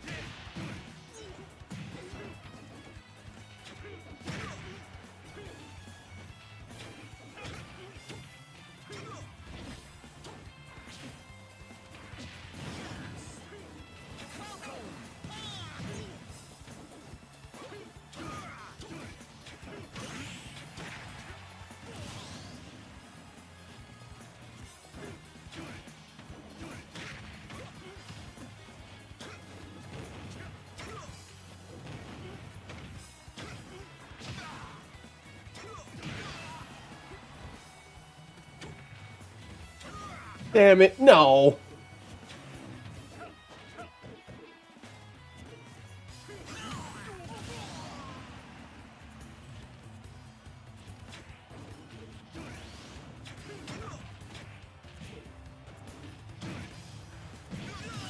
Okay, I accidentally hit the C-stick when I'm at the side. We got to go with the fun there. I wish Falcon Jab hit higher. That was not back there. Ain't no way I had that one locked in like that.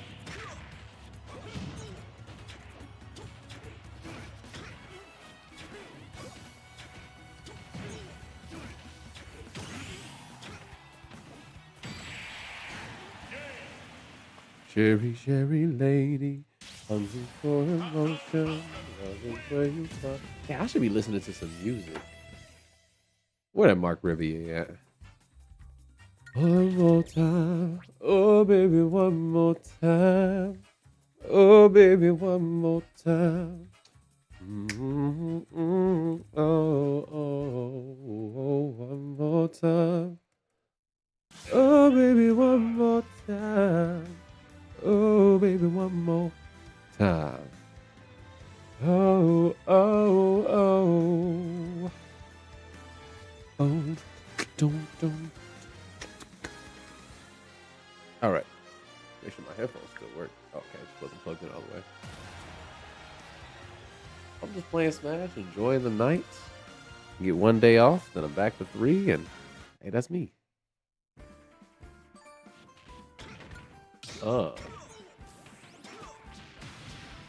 Okay.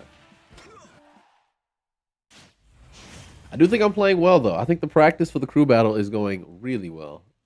Crew battles are very volatile. Like, I could totally see myself getting 3-stocked, but I think I'm giving myself the absolute best chance of running 30 stocks all by myself. Let me at him, coach.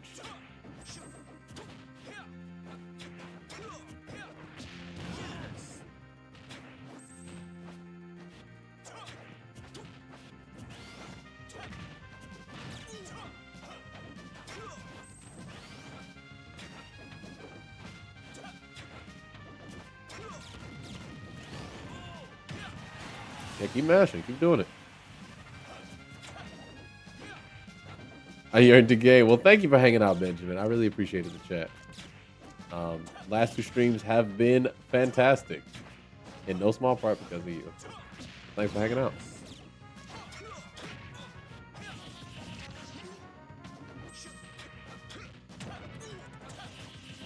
Oh, baby, one more time. Oh, where was the nair? Was he arch him back too much to get hit by?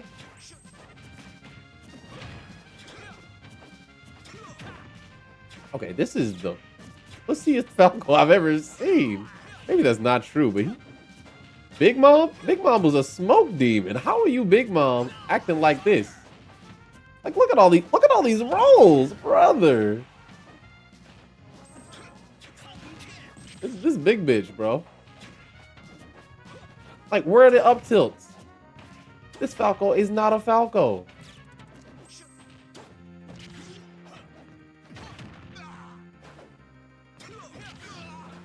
Motherfucker playing Punch Out.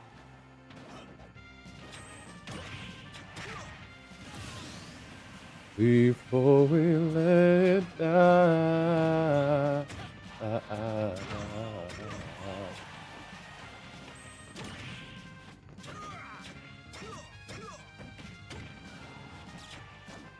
Bro, please stop. Please stop. That GSP has got to be like 12 million. It's got to be 12. I let it go for too long. I can't explain the way I feel. Who gonna make me cry? Tell them. Baby, listen, baby, one more time. Oh, baby, one more time. Oh, baby, one more time. All right. I want to see what Big Bitch's GSP was. It's fine. Just let it play. I'll see it after this.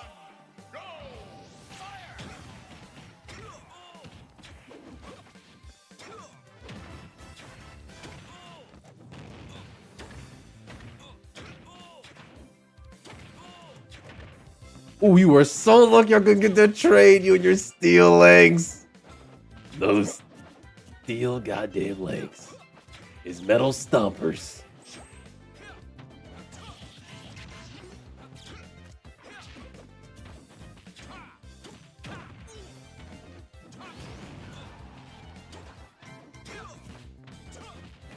If only I had melee knee.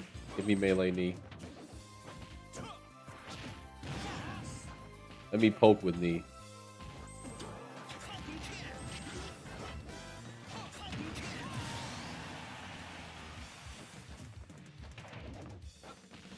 If we didn't have the SD during the crew battle. You know, that's how OG crew battles used to work. But then it wouldn't be a crew battle if we didn't do that. So funny. Although you are undefeated at the tournaments, right? So 100%. All right.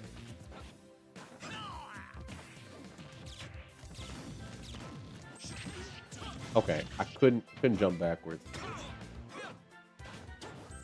That was supposed to be down tilt.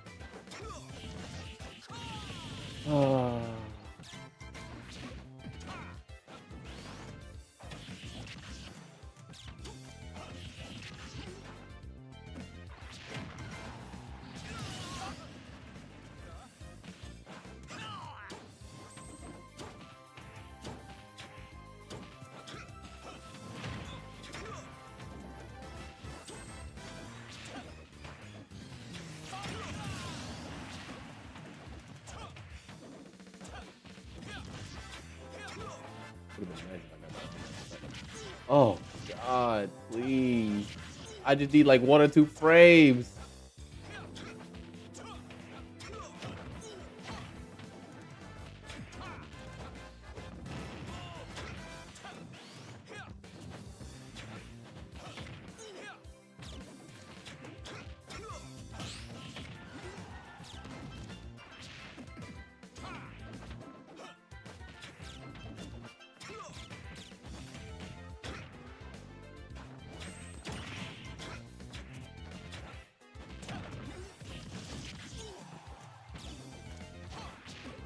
I tried to go over the ledge with that one.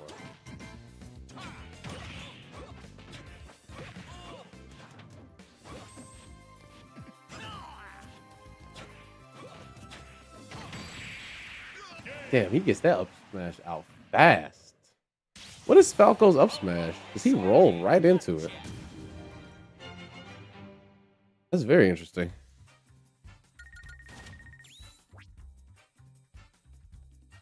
What is up smash? Oh, he's 7 frames. Damn. No, that is fast. Holy shit. That's a jab. That's faster than Steve up smash.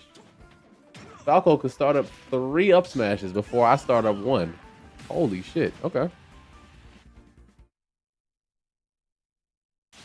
Only 3 round loss. Well, at least they know my pain. A fraction of it.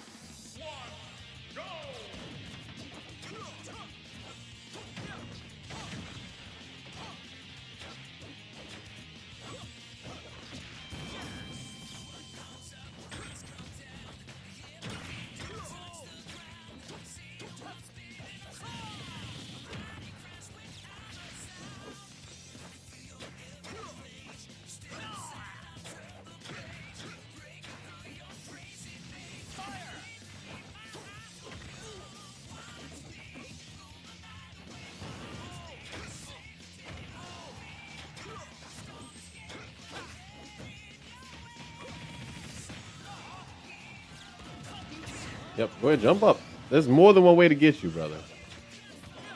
That jump is a terrible habit. I wouldn't be a good friend if I let you walk around with a habit like that.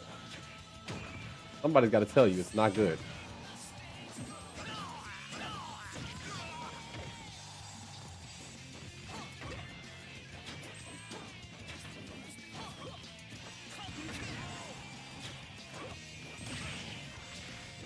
Okay, so even though I said that stuff about it being a bad habit, I let him have that on purpose. I'm like, oh, what if I submit that habit? Okay, that time I thought I had him. And that's called set play. Sometimes you take a small hit to make the big height.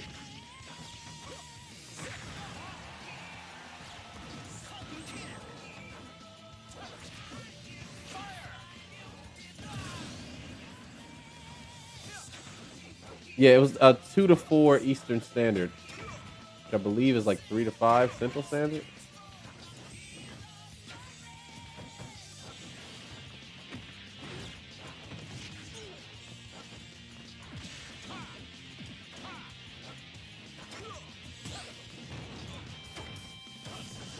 My parries have also been a lot better, I feel like. Falco up smash is up there. It's a very good up smash. But I think it's better than Fox's. They do different things, but like they kind of do the same thing. It's a very good up smash. I could have just kneed that shit.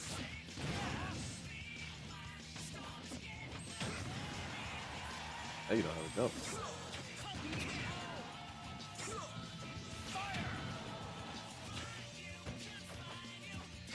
I'll take that. Still big bitch at the end of the day.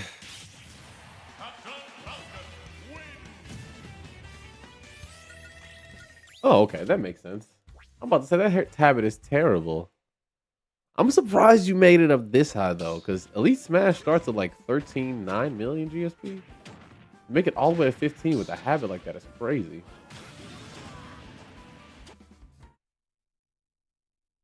All right.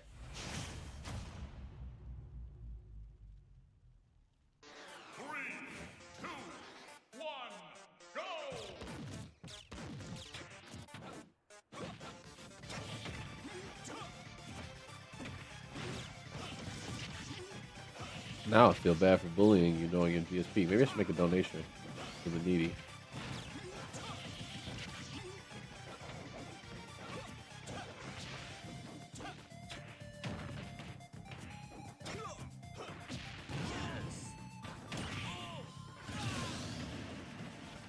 You gotta stop that jump habit. You seriously have to stop it. My goal is not to let a single one fly this game. Really trying to teach this Falco how to... Oh, it is a Falco though. Should I be donating games to Falco?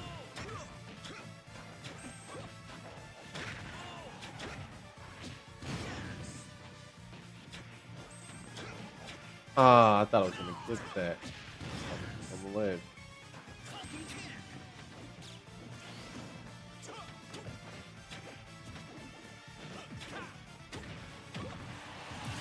Baby, listen, baby, one more time.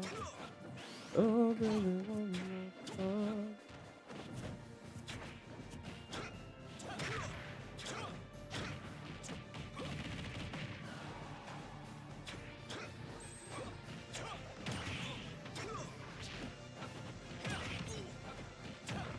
I didn't do that.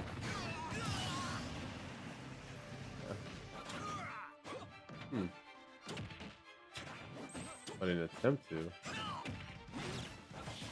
Okay, whatever.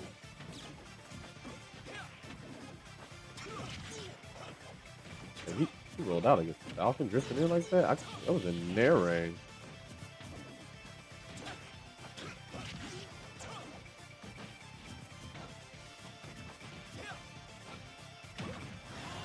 Oh, you know how to jump. Oh, he knew it. Okay, great.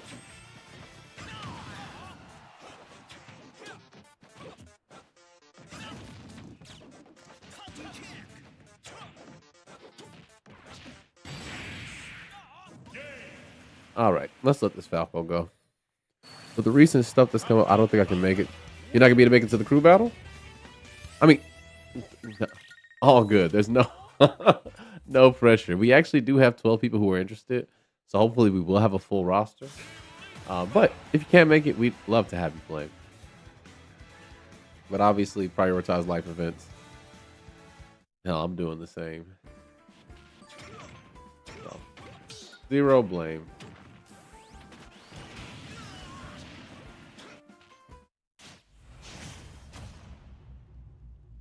Suavemente.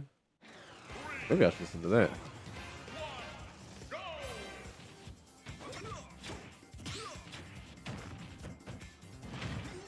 Okay, okay. That was supposed to be get up attack. What happened?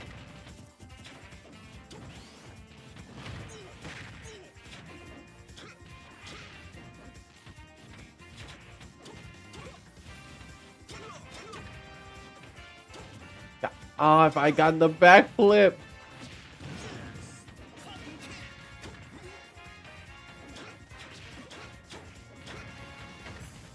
No. He knows how to use up air.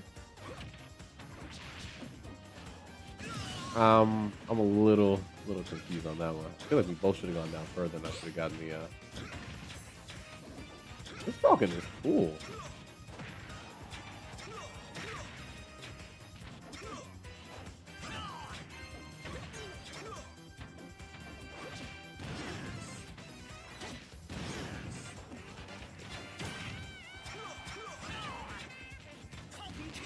Ah.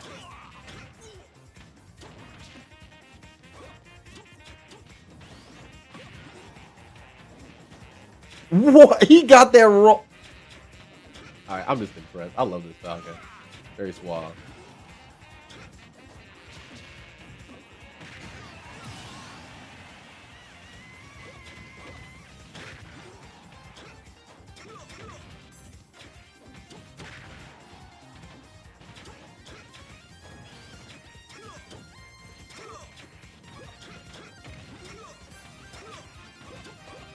Okay, now we're just kind of flailing.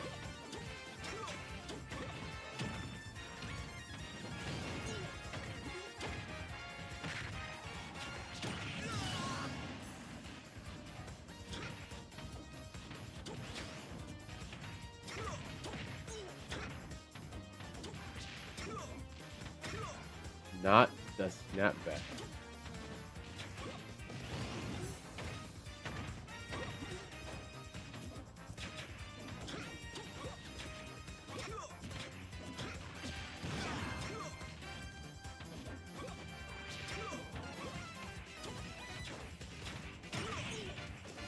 Okay.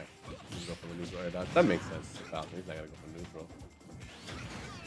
neutral. Nah. Nah.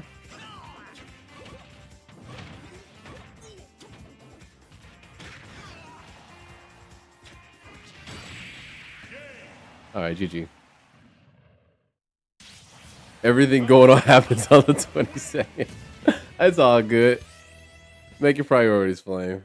We can always have host lobbies. Oh shit, my phone's dying. All right, who's texting me? Is it the babe?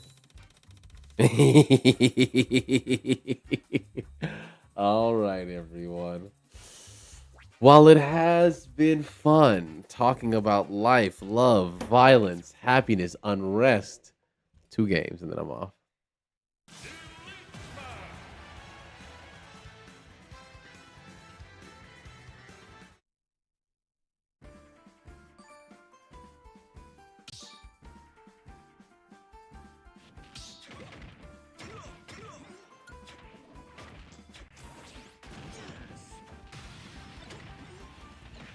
Must have been something awesome.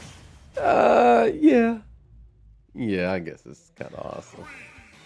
Ah, now that you say it, maybe I do have tingles.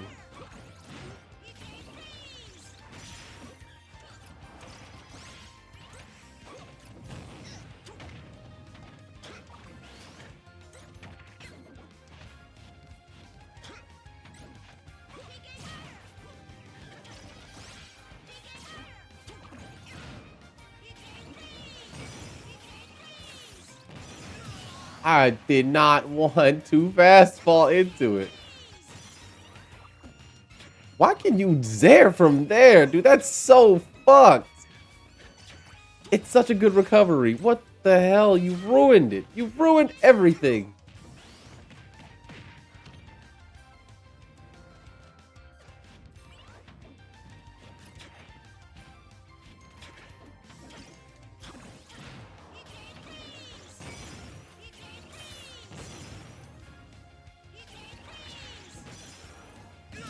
God.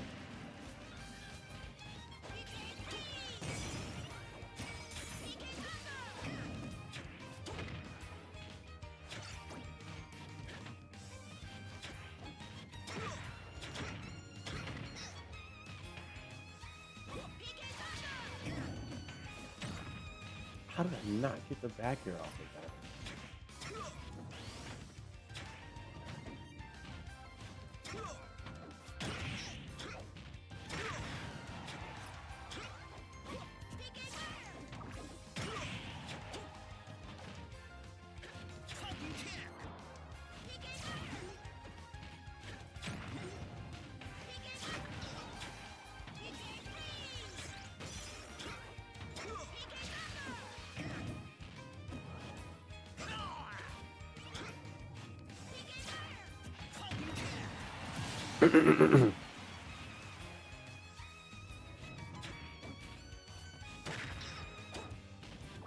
PK Freeze is toxic. I was just expecting him to cycle his options, and he kept doing PK Freeze, so I set myself up for it. Because the really toxic option is down smash.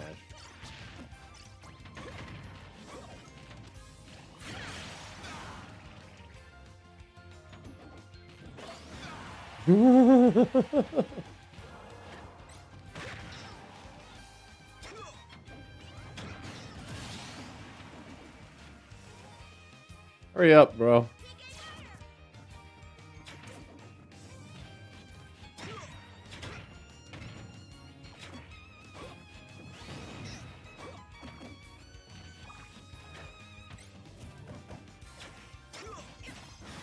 Oh, God.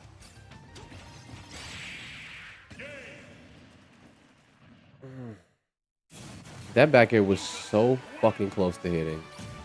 Yeah, down there and down smash are more toxic than PK Freeze. Oh, God. Because in his animation, he pulls his legs into his body. That's so stupid. Oh, God. I mean, it's cool. It's cool that the game does shit like that. But, oh, God. Why?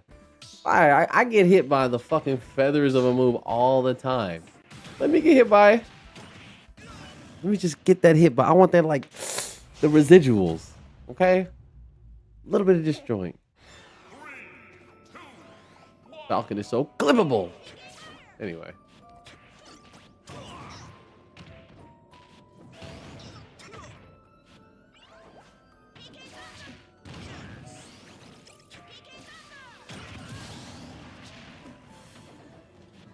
Hurry up. Hurry up, bitch tits McGee.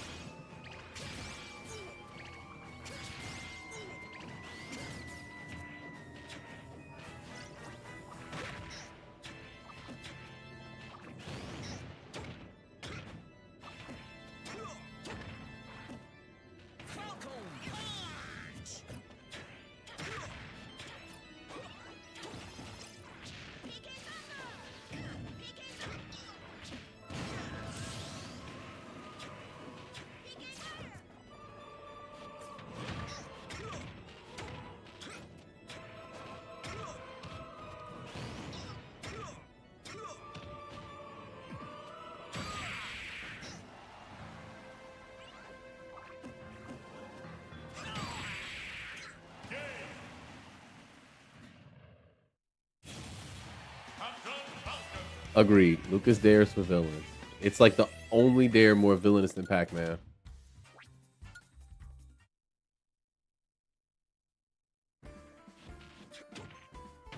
Can't believe this Lucas thought that he was the only one. He was the... Oh, shit. I said 2 games. Oh, God. I can't end the set. You know what I'm saying? We have a set going. But I won't be ending on a loss. Let me win this one and then we're good. And only one of us got 3 stocks, so...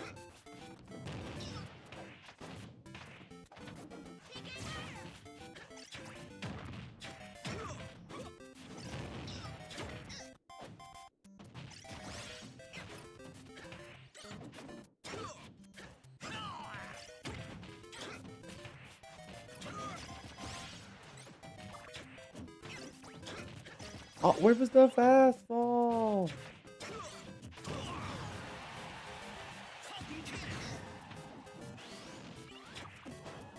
Oh, yeah, he can still make that back, yeah. Wow, I botched that. I'm going to die now because of it. He had time to do both, to cover both. I thought that I was safe.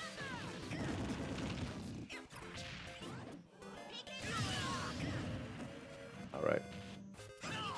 I got tilted. It's so stupid. Let's 3-stock him again.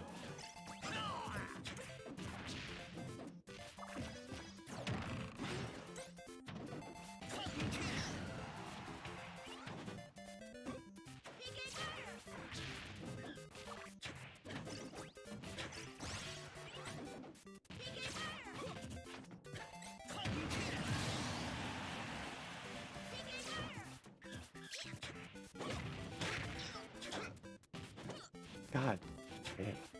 Isn't it crazy that his F smash and my fair were like on the same wavelength? All right. That's going to do it. Oh, God. It's so frustrating. Anyway, GG's, everybody. I'm out. I don't know. Probably see you on Monday or Tuesday. Bye.